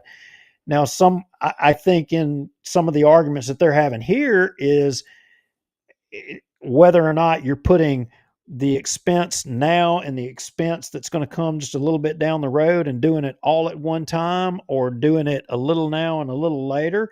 Okay, I get it. We can argue about the decision to do one or the other, but at the end of the day, so long as it's not doubling your water bill, over the price of what you're being charged, I'm not really sure what the grievance is here. I I think don't get some it. of it, I think it's mostly the communication of that and the calculations. Now, again, I hadn't sat down and run the math on this. We talked about their meeting last month, and we're talking about this tonight. I've not sat down and put a pencil to the paper and run the math to see if there is a discrepancy, or if there isn't a discrepancy and everything is 100% on the up and up, which it very well may be. So I think, but that's the problem, is there are just these lingering questions. Okay, here we go. So Miss Perry, one of the other alder women or alder persons, I wasn't able to access the email. says With the here information that she that you was not sent able to Vanessa. get a copy of the minutes and wasn't able to access that from August. I think part of the problem, and we'll see later on, Stephanie talks about the timely manner of getting stuff out to the Journal or Tribune or whatever, because the minutes were 16 pages long. Well, that's because she literally transcribed every single comment of last month's meeting. Some meetings they've transcribed every comment, some meetings, and as you well know, Duke, and most of y'all watching, you don't have to transcribe every single comment made for the minutes. You just have to keep the general things that happened, things that were voted on, motions made, ordinances, and all that. So I don't know. It's like this tit for tat thing going on. But anyway, Miss Perry said she didn't get a copy, so they handed her over a copy, and they finally approved the minutes. Skipping forward, and Miss Tiffany's in the comments, so maybe she can clarify a little bit. She was asking about this, I think it was a transportation advertisement, and apparently there was some drama about it, so she was clarifying that. But more interesting is what Friday says, so y'all listen up. With the transportation ad, the publication, I did some research, and I spoke with the people at the transportation publication, and they stated that they did speak with Hope Murphy under your leadership, Mayor, concerning the ad.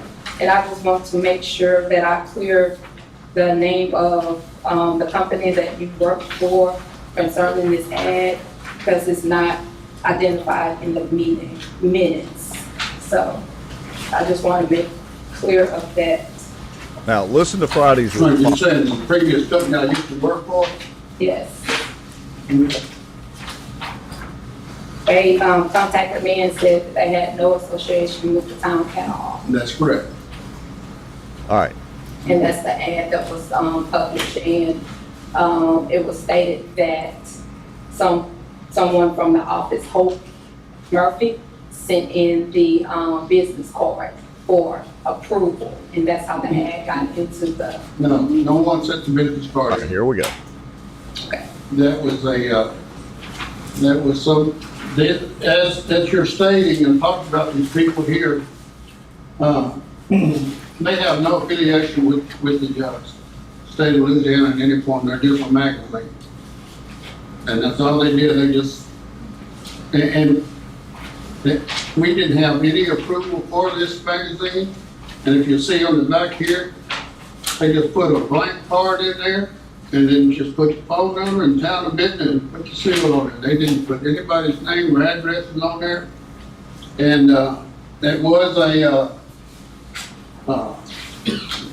it was kind of a scam type deal the way they did it. And we tried to refuse it, but they had already published it, and we had to pay for it, even though they didn't actually get authorization from either one of us to put it in the paper. All right, did y'all hear that? So basically, and again, correct me in the comments if I'm wrong, but basically somehow they got scammed into paying for an ad that nobody with authority at the city approved, so they just went ahead and paid it anyway. Well, what the hell are they paying their town attorney for? Shouldn't they have said, hey, these people ran this ad, they didn't get approval or authorization, and they pretty much scammed their way into somebody on the phone and ran this ad, and they're billing us for it. Do we have to pay this? And the attorney would have said, let me send a nastygram, and you wouldn't have to pay for it. Of course, I guess you'd have to pay the attorney then for sending the nastygram, but still. Did I just hear what I just heard? Did I hear that right? Well, tell me what you think you heard. So if I want them to run an ad on Bossier Watch, we just need to put town of Benton and the phone number and maybe a picture of a map and send them a bill. Yeah, I could do it right now. I can put a like little it. square up. Yeah, hold on. Look, see, I'll put this little square up right here, and we'll get the town's logo, and we'll put it in that square right there, and we'll bill them for it, and they'll just pay it because we billed them. I like it. I like it. Is that not the stupidest thing you have heard tonight? I don't know what to say. Has that ever? I And they literally, and the attorney says nothing. There we go. There's their ad right there. Town of Benton. We're sending y'all an invoice. Y'all just pay it. We're billing y'all for advertising. Boy, I don't know what to say about that one. I don't know how that. I got no words. Okay. Yeah. Unfortunately, we're only 7 minutes into this thing. Okay. So, the next section here that I want to jump to is about the 10-minute point. And I'm not going to play through this whole thing, but these two guys are from a water meter company. Apparently, they're in charge of, or their company helps facilitate the existing water meter readings and bills. And the town of Benton is apparently spending north of $100,000, correct me if I'm wrong in the comments, to put in a wireless system, I'm assuming probably cellular or whatever, so that the meter reader doesn't have to drive around to the meters all the time. By putting in this cellular system, the town will be on the hook for providing electricity, and I think these guys provide the battery backup. And then it will cost. Wait a minute. You're talking about on the water meters? Yeah, I went through pitching the idea. I'm sad. No, this is an idea that they're pitching? No, Friday's ramrodding it through. This is where it starts getting really good. Yes, but look, nothing wrong with these guys' presentation. That's not the point. The point is how this is getting to the town council. Okay, go ahead, because I'm thinking back about Bossier City and meters, and a lot of money just got spent in Bossier City. Go ahead. So Friday addresses that. He actually talks about it, but let's hear, because here's what it's going to cost the town of Benton per meter per year. And again, this allows the city in real time to see what the meter readings are. This system apparently pings the Wi-Fi setup 4 times a day, so they pretty much know in real time what your meter reading is at any point in time and can identify problems or billing issues or whatever the case is. So here we go. And it says each, so. Yeah, so it's $4.32 per meter. Per meter per year. And you'll have 2,776, which comes up to that 11,900. Gotcha. And hold on. So is he saying $4 and something per month per meter? the way I understood it, I can go back and play it. $4.32 per meter per year times 2,007 currently 2,776 meters. Plus, he's fixing to tell them there's $100,000 installation fee. I think I read that correctly. I didn't get a copy of the packet either because To have cellular meters. yes, but look, hey, it saves the labor. No, I'm thinking about if he can put a cellular thing for a year for $4, or let's just round it up to $5. I want to freaking talk to that guy. Well, Because I got a bunch here's of cellular cameras I want him to put these ding, ding, ding, $5 ding, ding, cellulars ding. on. Well, I think what they're doing is they're going to distribute X number of these little pickup towers or devices or access points or whatever throughout the town. And the meters talk to those devices, then those devices actually have the cellular account and transmit the data because it's small amounts of data. So it's not like each meter is going to be talking directly to cellular or whatever. Or, I don't know, maybe they're using wide area Wi-Fi or something like that. Maybe it's not cellular. But anyway, the important point is, listen to this. So the 100,000 is what we will be paying, just the one-time fee, or Correct. is it, okay? Yeah. And that's us doing the installation. We've got a subcontractor we work with.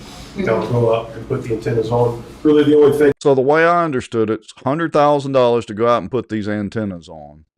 And then $4.32 per meter per year for the software service. That was my understanding. So there's your little town math. Wow. All right. And look, maybe it's a good system. I'm not arguing or debating that. And I'm sure these guys are absolutely legit. That's not the point. The point is right here. Listen to Friday read the resolution. All right, any more questions, anything? I have a resolution here, Resolution 10 of 25, a resolution to approve the water system improvement project. Whereas the Board of Aldermen in the town of Benton, Bossier Parish, Louisiana, desire to improve the water system, provide better service of water to customers, and whereas the project consists of tower read equipment, smart reader meters for continuous monitoring usage, analyzing flow data, and early detection of irregularities. Some software upgrades will allow customers to monitor consumption in real time. All right. Now, I'm going to jump forward because he mentions Bossier City. This week, but Bossier City is spending $3 million to upgrade their system, which we're already starting to do here. So that's how much they've gone out. Saving the town a bit of money, and maybe so. But here's the interesting thing. Listen to this exchange when Miss Manning asks a question. Listen up carefully. Ma'am, let me I don't ask have you a that, question. I don't have that resolution. I know nobody, I got it here, it's ready. Did you hear what he said? I did not. All right. It's a little hard. All right. Listen carefully. They've gone after the years and years. Ma'am, let me I don't ask you have a that, question. I don't have that resolution. I couldn't understand it. What did he say? All right. Miss Carr and Miss Manning said, Mr. Mayor, we don't have a copy of that resolution. And he says, I know. I just read it. We're fixing to vote on it.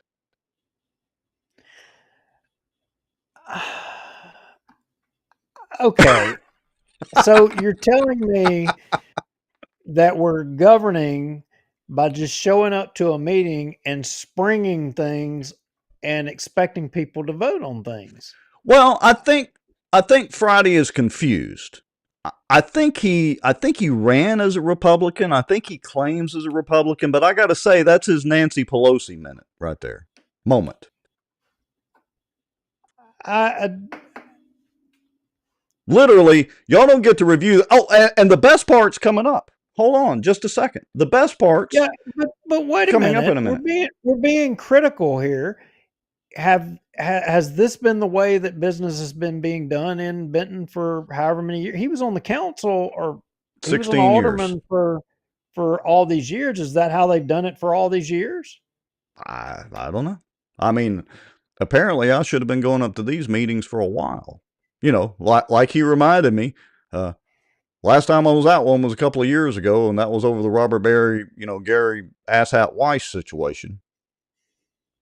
So here's the deal. But this gets even better because Miss Carr and Miss Manning are asking about bid laws and was this the lowest bid and all that sort of thing. So let's listen up. I know nobody, I got it here, it's ready. We're gonna vote on it. See, I got it right here. I just read it. We're going to vote on it. I'm not making this up. That's literally what the man said. I don't know from what playbook the town of Benton is operating under, and you've got an attorney sitting there that should be pulling your reins back and saying this isn't how you do things. And I'll tell you, Benton's got some problems right here with the way they're doing business. That appear, and again, I'm looking at this objectively. Other than I do spend some money in Benton, when I'm up there eating lunch. Look, the bossierwatch hats are made in Benton by Destiny Collier up there. I bought gas up there. My eyeglasses came from VistaVision up there in Benton. I think they're actually in the Benton city limits or whatever. So I do spend money in Benton occasionally, not as much as you and Kara do. But, this is crazy. And so I went into this looking at it objectively, knowing there were some issues. But, a lot of times people tell us this and it's like, yeah, right, whatever. No, it's really going on. So my problem is not the tit for tat between members of the staff and all that's going on. It's procedurally what they're doing right or wrong here. Yeah, and this is simple stuff. This is basic stuff. This isn't like deep throat Bossier City stuff. This is basic governance stuff here. Yeah, that, easy stuff is problematic.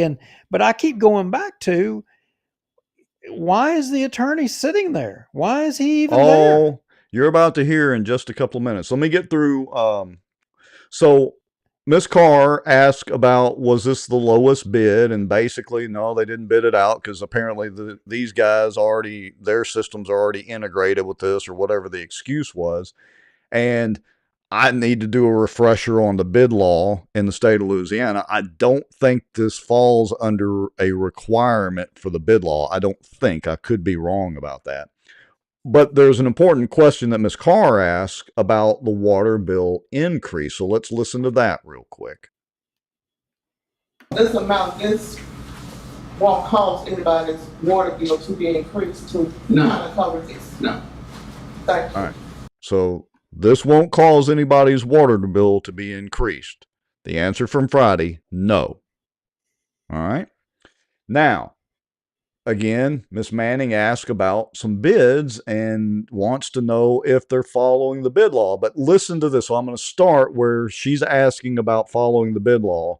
And I want you to listen to Neil Irwin's response. I got it marked, so I'll definitely play it a couple of times. And with the core and main system that we already have in the ground, which is all of them, we're not able to, unless we want to change and go back with the other company, which is going to be astronomical compared to this. I was simply asking. And we just want to know if we're following the bid law. That's it. Mr. Neal, are we following the bid law? Now, her Ms. Carr say, Mr. Neal, are we following the bid law? She's literally asking the town attorney, are we following the bid law? Listen carefully, people. This is going to make an excellent TikTok video. I haven't reviewed this. I haven't even reviewed this. Wait a minute. What? All right. Let me play that little deal again. Listen again. And with the core and main system that we already have in the ground, which is all of them, we're not able to, unless we want to change and go back with the other company, which is going to be astronomical compared to this one. I was simply asking a question. And we just want to know if we're following the bid law. That's it. Mr. Neal, are we following the bid law? Here we go. I haven't reviewed this. I haven't reviewed this. Mr. Neal, are we following the bid law? I haven't reviewed this. He didn't know the answer and he just said something. I mean, that's got to be what just happened right there. I mean, that's the only explanation. Except, apparently, none of the other council persons, Tiffany, you can let us know in the comments if I'm right or wrong. I don't think it was just Tiffany and Miss Carr. I don't think any of the rest of them had a copy of this either. Like, no chance to review this. It was literally a Pelosi, you got to vote on it to see what's in it moment. Somebody has to go up there and I don't know. I mean, at this point, Charles Jacobs, Richard Ray, they need help. Yeah. Y'all need to go up there and volunteer. I mean, all right. So I want to get through a little bit more of this. I'm not going to drag it on all night because we're only a third of the way into it. But listen to this commentary. Here we go. This exchange. That we don't want to have it. We just Well, want to make here's the sure. level, because we've had a workshop for this. And we've had open meetings for this already. And now you're coming up here and then you want to ask all these questions. Did you hear what he just said? now you're coming up here want to ask all these questions. I would have said, you're damn right I do. I'm sorry to inconvenience you with wanting to ask a question. I mean, that's the point of us meeting. Right. All right, here we go. Because we can't. Yes, you can, but you should have done them at the other meetings when we had, we had the, Lincoln guy was here. I believe we discussed water rate increase. I didn't really see coin might, but we're just simply asking a question. Yes, ma'am. It was asking that. I would have said, with all due respect, Mayor, I'm elected just like you are, and if you don't like this, we're going to start passing some resolutions and ordinances to get control of these meetings and this information flow. How do you like that? That's the question. Wow. This is crazy. Okay. So how much more of this you got? I don't know if I can take much more. Just a little bit. It's a little entertaining. We'll go about 10 or 15 more minutes. I feel like I'm getting dumber as we go along. Yeah.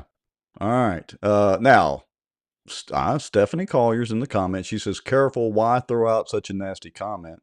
That's just putting nonsense drama out there. Look, Stephanie, I fully agree. All of this that Friday is doing is nonsense drama. There's zero reason for this kind of drama and for the mayor to do that at a town council meeting. There's zero drama. He should have not had his Pelosi moment at that meeting. So I agree with you 100%, Stephanie. There needs to be no drama. Y'all need to get in there, and the mayor needs to take care of business and handle it in a respectful, professional, governmental, town council manner. I mean, you don't do business on stuff that hasn't been put out in the public for consumption. Right. You just don't do that. I mean, that reeks of a lack of transparency, and it wouldn't matter who it was that you have a meeting and we're going to vote on something and nobody has read prior to the meeting what we're going to vote on. I mean, that's one of the most egregious things. I mean, that you're saying Nancy Pelosi, we got to pass it to figure out what's in it. I mean, that's going to go down in history of one of the biggest political, comedy statements or follies in political history.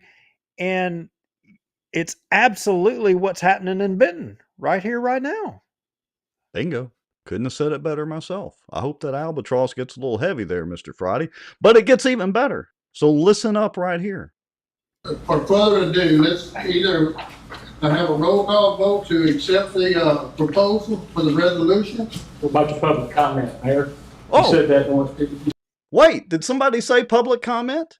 Public comment? What is public comment? I've not fast forwarded over the public comment. We're 20 minutes into the 22 minutes into the meeting. There's been no public comment. I thought this was a monarchy. I mean, but Friday even argues this point. When did the public get a say in anything? Oh, that's Yeah. right, at the election. Let them eat cake. Okay, here we go. You've missed public comment 3 times. I have not missed it 3 times. Yes, sir, you have. Now, You didn't allow public. I'll give him a little credit here.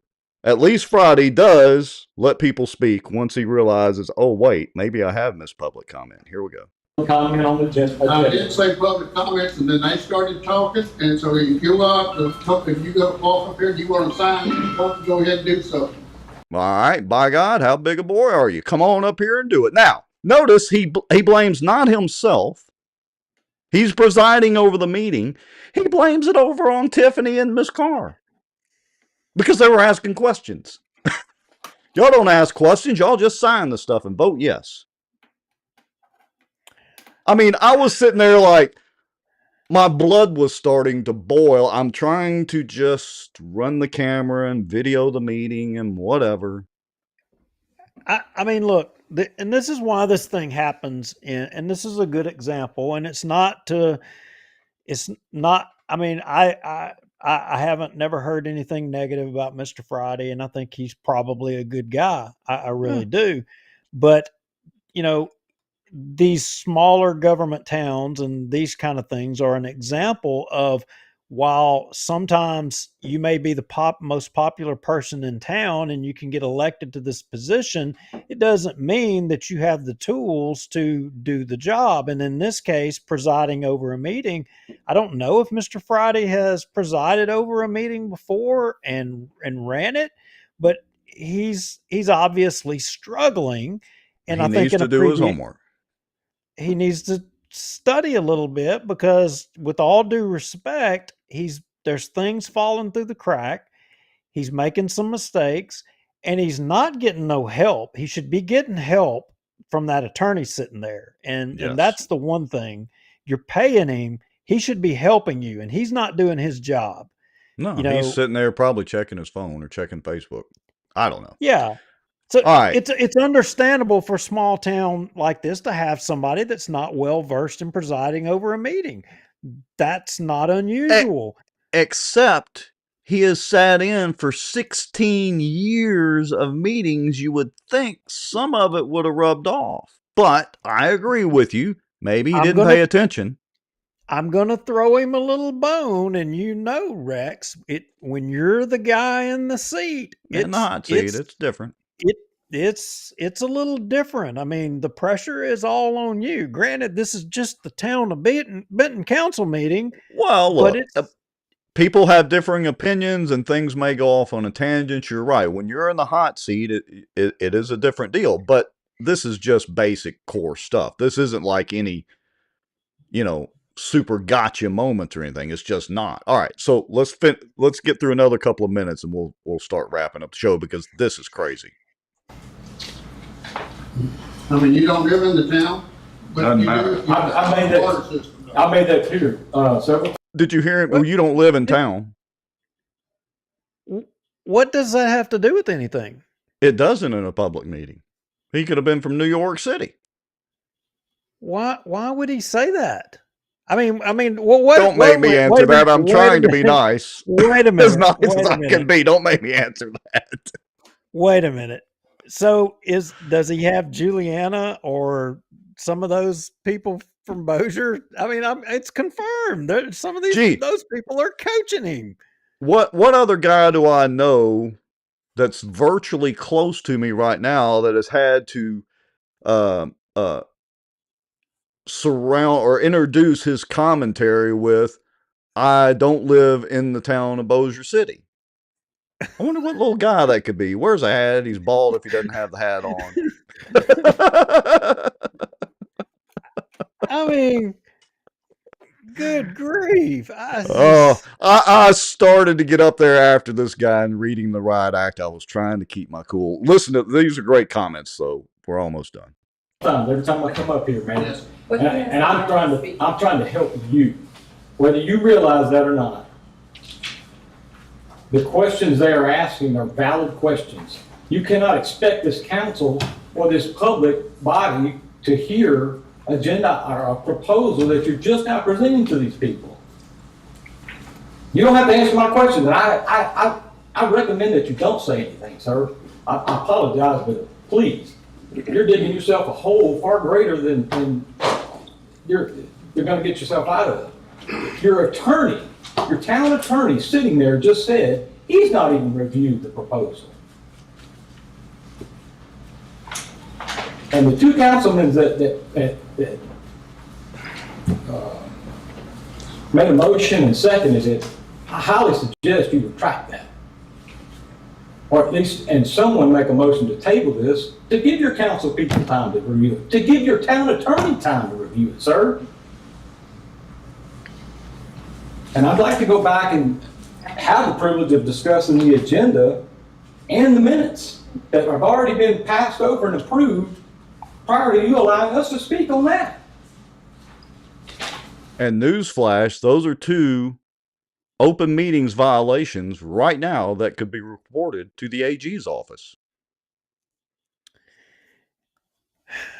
Well, either the mayor who is presiding over the meetings is going to acknowledge that he's making mistakes, or he's going to deny or refuse that he's making mistakes and continue down the path that he's going and continue to do the same things.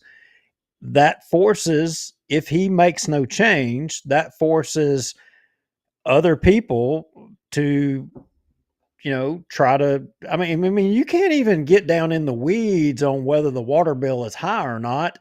You can't even get to that question. You've got to get back to the question about having a meeting that is done correctly. The dotting the I's and crossing the T. You can't even get to debate the issues because you're not even conducting the meeting correctly. Yeah, and this is not the only one. The last meeting, as we all saw, was basically the same. All right, about 2 more minutes, and we'll start wrapping up. So here we go. I couldn't stand it.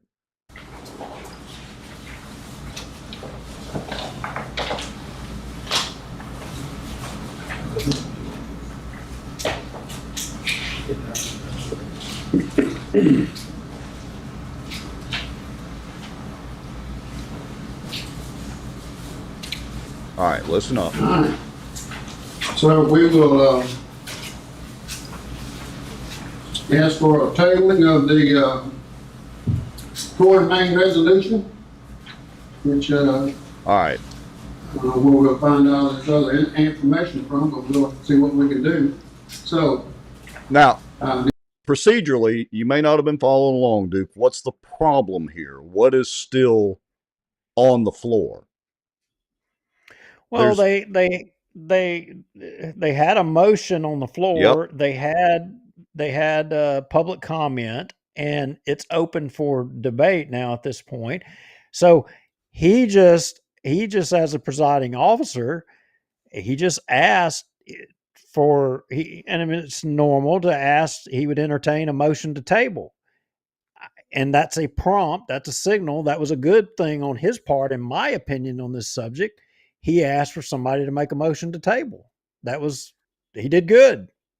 And right, I don't know whether anybody does or doesn't in this case, but somebody should have took him up on it. Well, here we go. So we will ask for a tabling of the core and main resolution, which we'll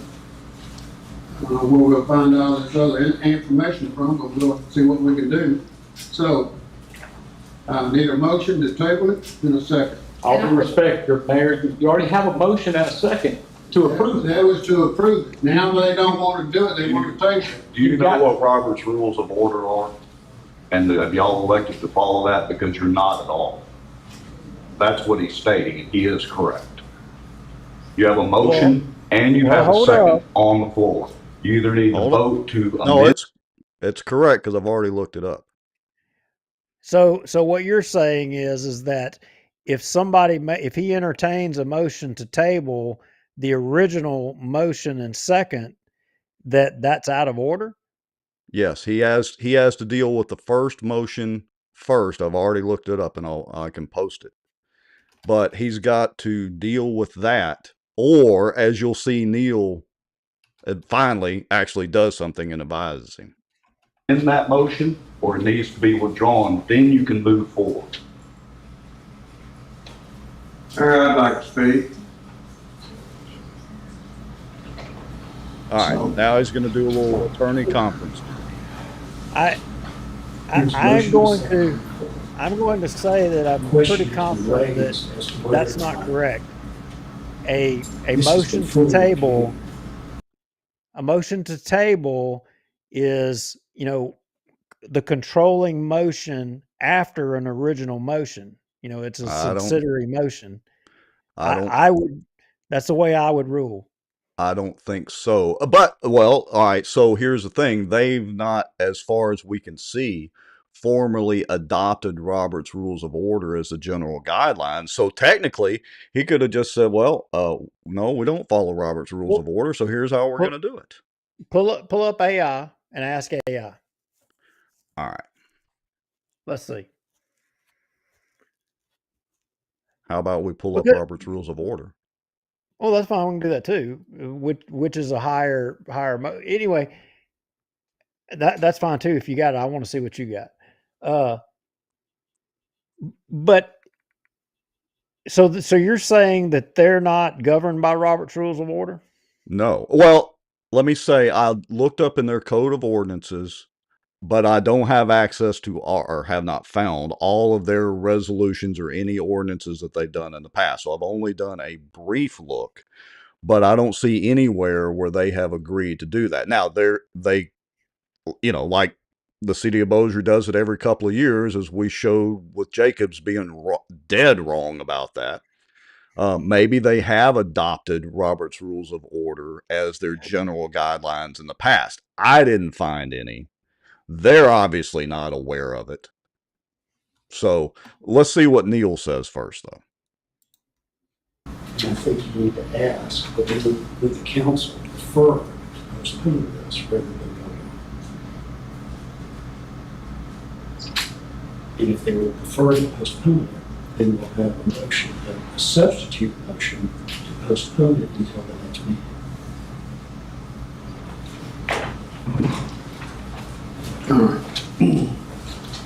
I couldn't hear what he said. If he said substitute motion. Yes, which is correct.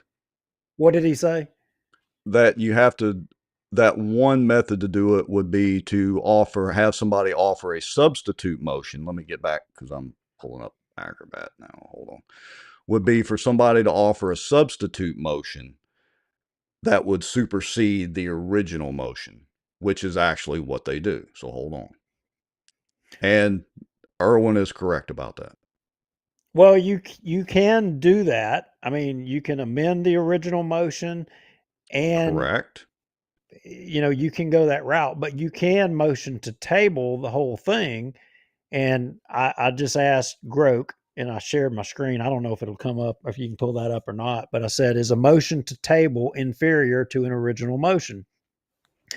And it says, in parliamentary procedure, a motion to table or lay on the table in some context is generally considered a subsidiary motion, which means it takes precedence over the original main motion it seeks to effect. So I am right on tabling. That is a motion that you can make to the original motion after the fact, if you so choose to stop the process, to just set it aside. You're not taking an action one way or the other, but basically just pause it. I mean, correct. I'll concede that for now, but I'll post the Robert's Rules later on. Okay. All right, here we go. So, because again, I don't know if they've, and as I said there, I don't know if they've ever adopted Robert's Rules of Order or not. All right, here we go. Yeah, maybe irrelevant. Here's what, under the advisement of our attorney, is that, we have a motion and a second, but we can have a substitute motion to, vote on it as is, or substitute voting to where we can table it to the next meeting. I'll make a motion that we, a substitute motion that we table. Substitute motion to table, which is the correct way to do it procedurally, I'm telling you. Well, it's the same thing. I mean, he's saying a substitute motion to table. That's a motion to table. Right. Okay. You can't have the two motions on the floor, but you can have, according to Robert's Rules, a substitute motion. I mean, it's getting into the minutia of it, but that's the correct procedure. I got to ask you, does a tree make a noise when it falls in the woods and nobody's around to hear it? Well, it depends on who's listening and who's not. I got to know. All right. I'll let Mr. Mark have his little spill for a second, and then we'll end it. Correct. Okay. Thank you. All right, we have a motion and a second. They did get the substitute motion. Right. They did get the second. You vote on that. And I'll save us. Guess what they voted? Unanimously.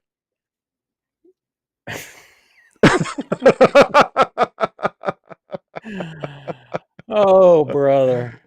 All right, but I got to get this one little comment. Hold on. I think I've got it marked here. Listen to Friday. He says public comment again. Listen up. All right, we have a motion and a second. All right, so You vote on that then we'll have a roll call vote, please. after public comments. We're gonna do public comment again. Yes, sir. You mean we got to have public comment again? Golly. All right, listen to Crouch. Here we go. All right, public comments? Mr. Mayor, I agree with Mr. Bridges. Is that all you got to say there? Is that all you got to say? If Friday would just learn to not open his mouth and change his foot, this stuff would go a lot better. He should have just let Crouch say his piece. Give him, you got 3 minutes, whatever the time limit needs to be, and just shut up. Wow. I look, nobody that has went to Bossier, and please don't go to Benton and take advantage of this situation. They need to get this worked out. And Yeah. I could so go up there and get thrown in jail and then win a court case at the snap of a finger so fast and take advantage of the situation. But nobody needs to do anything like that. Just, but they got problems up there. And, Well, and look, the purpose of me going up there to video this, because, other than my little quip there, only because I was just getting frustrated, I just sat there and videoed it. We've done our commentary on it, but I posted the whole video on bossierwatch. Chris Redford he was video live streaming again. I think he was live streaming. He may have videoed and posted it after. Chris Redford has a copy, so there's nothing edited. I did edit out the Pledge of Allegiance and prayer at the beginning. But there's nothing edited out of the actual meeting substance. I don't think Chris did either. And so you can go and see this for yourself. I just want them to run their meetings a little better and get a little smoother. I mean, look, this is simple stuff. Yeah. You give everybody, elected officials, the public, notice that you're going to have a meeting. You give people proper notice of what's going to be discussed at that meeting ahead of time, not at the start of the meeting, ahead of time. And then when you have the meeting, you give everybody that is elected the opportunity to participate in the meeting, make motions, you deal with those motions, and you give them the opportunity to speak to the issues being discussed. You give the public the opportunity to speak to the issues being discussed, and then you decide the issues that are being discussed, and end of story. It's that simple. That's the way it is. Yeah. And even if somebody you don't like is standing up there blasting you, it's best just not to even engage them. Just let them have their say, just what you were saying, and don't antagonize. Just Yeah, they're not required to answer the questions. The alderman nor the mayor are required legally to answer anybody. It's called public comment period. Look, a good example is when Cody McKellar got up at one of the recent Bossier City Council meetings and read them the riot act. And what did the city council do? They just sat there and listened. that's exactly right. I would make a recommendation that, and I got to tell you, from the lack of engagement from Mr. Irwin, and Mr. Irwin may be a fine man. I don't know him, but I would recommend that the mayor turn over the duties of conducting the meeting to the attorney there. Have him, Actually do something.